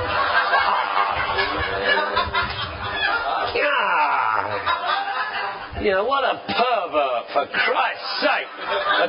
You're supposed to be getting in touch with God, for Christ's sake, you goddamn pervert. And I'd try again, and I'd get centered, and I'd close my eyes, and I'd focus on God, and they get bigger. You know, I'd go, for Christ's sake. Takes time around here, you know what I'm saying? I don't know what women see, you know. Anyway. What are some of the things that you pray for? What does the book tell us? What does the steps tell us? There's only one thing we pray for. Only one. Praying only for knowledge of His will for me and the power to carry that out. That's all I've got to pray for. Nothing else counts. Praying only for knowledge of His will for me and the power to carry that out. Everything else. See, alcoholics are really strange, because most alcoholics and addicts, you know, we're not the Skid Row bums that the general consensus is that we are. Most alcoholics and addicts are like creative, innovative people. Most alcoholics and addicts are even better than the average bear. And most of us have acquired stuff. I was most likely to succeed. And did. I succeeded. I was potentially an alcoholic and I became one. I succeeded. You know, now, most alcoholics and addicts, we've acquired stuff and we're used to having stuff and we've got good earning potential, we've had money, we've had probably prestige. But as a result of our drinking and drugging and our disease, we have a disease that we've lost it all or screwed it up. Well, guess what? We get back into recovery, or we get into recovery, and holy shit, we start going, oh man, God, I lost all my stuff. God, I'm 35 years of age.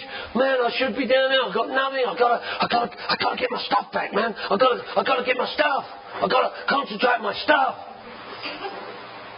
And we think, if I get my stuff back, I'll be all right. I wasn't all right when I had it. In fact, I screwed it up and lost it. But now I think I'll be all right if I get it back. So I concentrate on getting my stuff back, get my career in order, getting my stuff, getting my money, getting myself. And somebody like sees how wacky we get. Instead of concentrating on this and allowing this to become what it's supposed to be, I start concentrating on this, my stuff, and I'm praying for my stuff, and I'm praying for my stuff. Well, we get so goddamn wacky. Someone comes along and says, hey man, you're crazy. You're going to meetings, you're doing this program? Yeah, I'm busy. I've got to pay the rent, you know, I've got a career. I'll get to a meeting, I'll fit it in. And we think we can fit this into our life. We fall into the trap of thinking that there's my life and my program. There's no separation. There's these principles in all my affairs. So I've got to concentrate on this first. And if I concentrate on this first, my life will become what it's supposed to be. But I don't know how to do that. I think it's reversed. That's why 95% are not making it. Because we start relying, I've got to get this and that and that and this. And I think that's important. I just spoke to a girl this morning. I said, most alcoholics like us are liars, cheats and thieves. She said, I'm not a thief. I've never stolen. I resent you calling me a thief. Oh, is that right? She said, yeah, I've never stolen nothing. I don't steal things. I've never stolen nothing. I said, see, you're a liar. And you're in denial. Denial. D-E-N-I-A-L. Don't even notice I am lying. She said, no, I'm not. I don't steal things. I said, listen, you stole your mother's daughter from her. You stole her trust, her faith, her love. You stole your preciousness from her. She said, I don't mean that. She said, I mean like money and stuff. I said, yeah, that's how ignorant you are. That's the values you've got. You don't put values on anything decent. You've only got values on money and material shit. And most of us are like that. That's what the character building in the 6 and 7. When character or comfort, character always takes second place to comfort. I'll get character, or I've got to be comfortable. Yeah. So that's what I pray for. Praying only for knowledge of His will for me and the power to carry that out.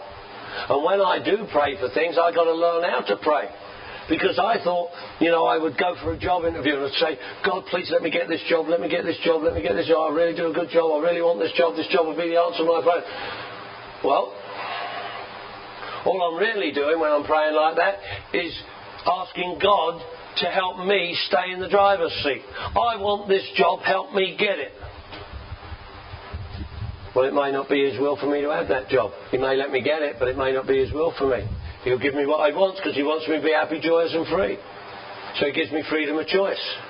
I'm the highest creator. I'm the highest thing created. So He gives me freedom of choice. That's what my power says. I give you freedom of choice. You can screw your own life up if you want, but don't screw one of my kids' lives up. That offends me. It gives me freedom of choice. That squirrel out there, that squirrel, the Creator is in his life too. That squirrel is one of God's creations.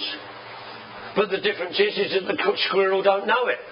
The squirrel just runs around being a bloody squirrel. That's he's happy being a squirrel. He likes nothing else but being a squirrel. Playing with his nuts. You know? He don't want to be a tiger. And God's in his life, but he don't know it. But we got that benefit, haven't we? We got the power. We can't rely on choosing to drink or not drink, but we can rely on choosing to do the right or wrong. We can choose the devil or the Lord. Or whatever concept you have of that. Anybody else? What other questions? I'm getting excited. How long we got, Walt? Where's Walt? How long? Another 15? All right. Yes. Who's that lady there?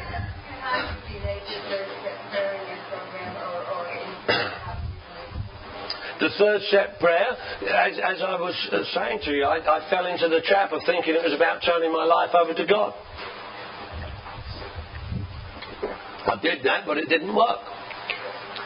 God's not an Indian giver. He didn't give it to me and then want me to give it back to him.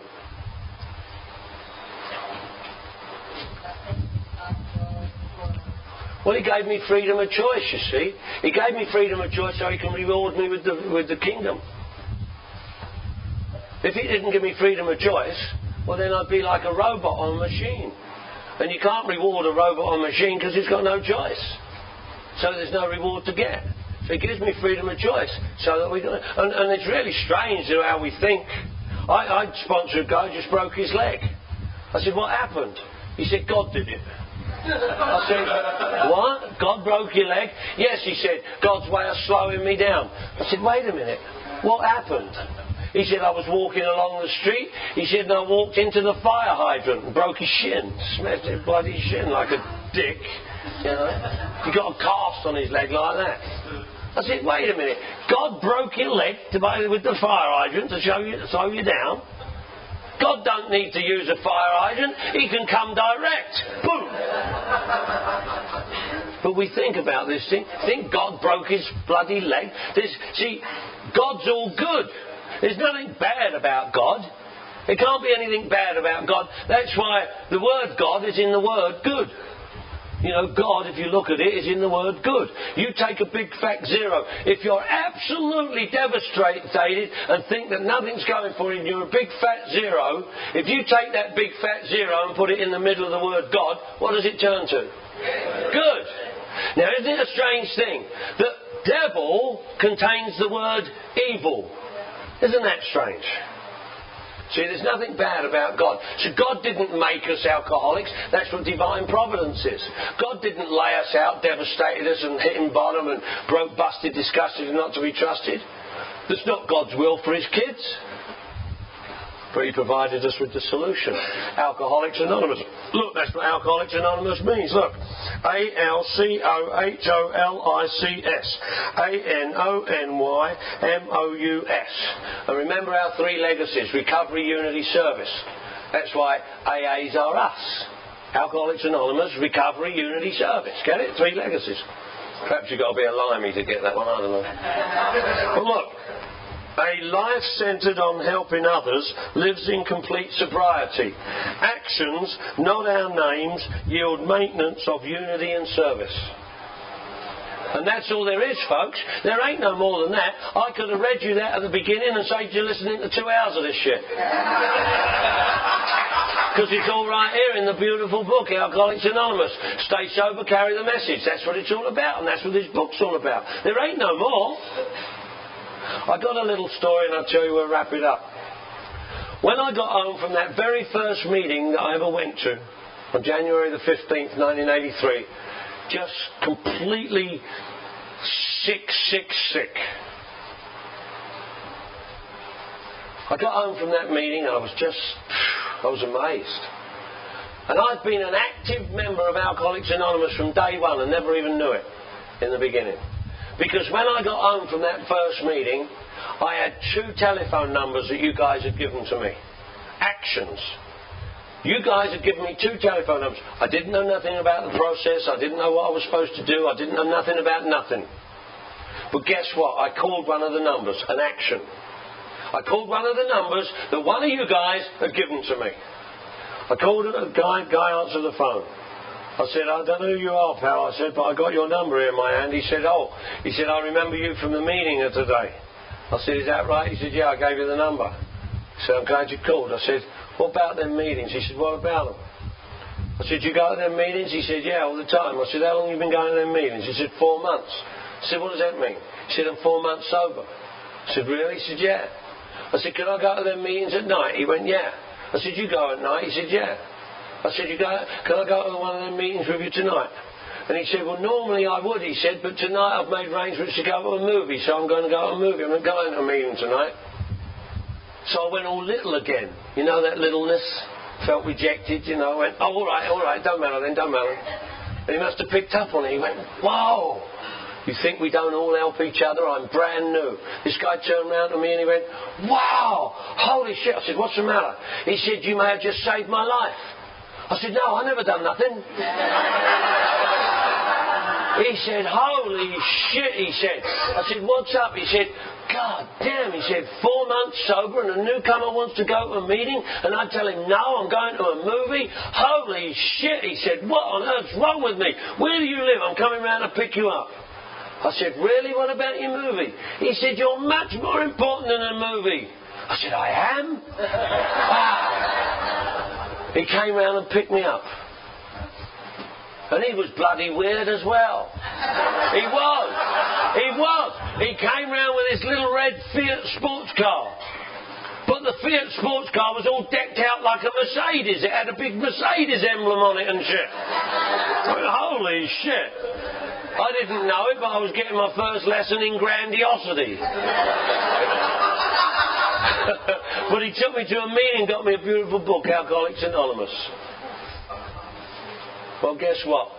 In the summer here up in San Fernando Valley, we had one of them outdoor picnic events, and it was a wonderful event. And all my troops from the sober living house that I got, you know, we all took them over there. And I bumped into this dude, hadn't seen him in a while. I said, oh, wow, Zach, it's really good to see you.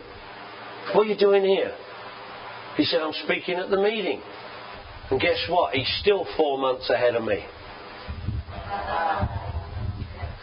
The actions we take around here, getting into love and service, the actions we take.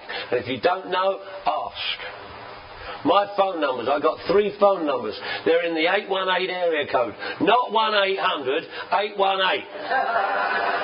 818, are you clean? 818, are you CLEAN? Second number is, are you sober? Like Toys R Us. Are you SOBER? And my third number is, are you STEP1? Are you step 1? So it's, are you clean? Are you sober? Are you step 1? They're my 3 numbers that you can reach me on at any time. And I never tell folk the numbers, because they're really easy to remember, but they are a bastard to dial. You know, you got to stop thinking of yourself to work it out, you know. And I tell you what, I've thoroughly enjoyed coming down here today, and I tell you what, from your reaction, you've enjoyed it too, and I've heard some laughter here today. And that's the language of the heart, isn't it? The language of the heart, H-E-A-R-T, healing, enjoying and recovering together, the language of the heart. And they say, here's a little clue. If you're wondering whether you is or whether you isn't a real alcoholic like me or not, here's a little clue. You better not have laughed in here. Because if you've laughed in here today, you may have caught this disease. Because they say, if you're laughing, you're relating. And if you're relating to a sicko like me, there ain't no doubt about you, pal. I don't get through to no well people. Well people don't laugh at my shit. You people laugh with me. And for that I'm really grateful. God bless. Thank you.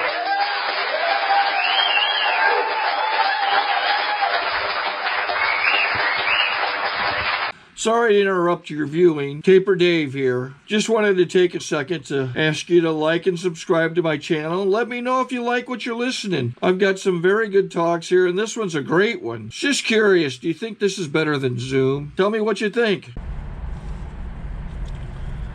Okay, this is how I prepare my drone for launching. I like to do it inside the cab of my truck so I'm not standing outside in the weather.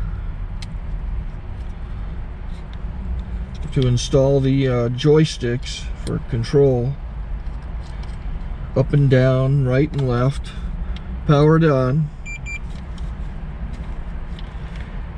I have an Android phone that I use to connect it to the drone with. And it's actually controlled through the iPhone, through an app. Oops, wrong way. It's actually controlled through the iPhone, or through this Android phone, through the app. It's actually controlled through the Android phone, through an app, and you connect it through this short connection right here.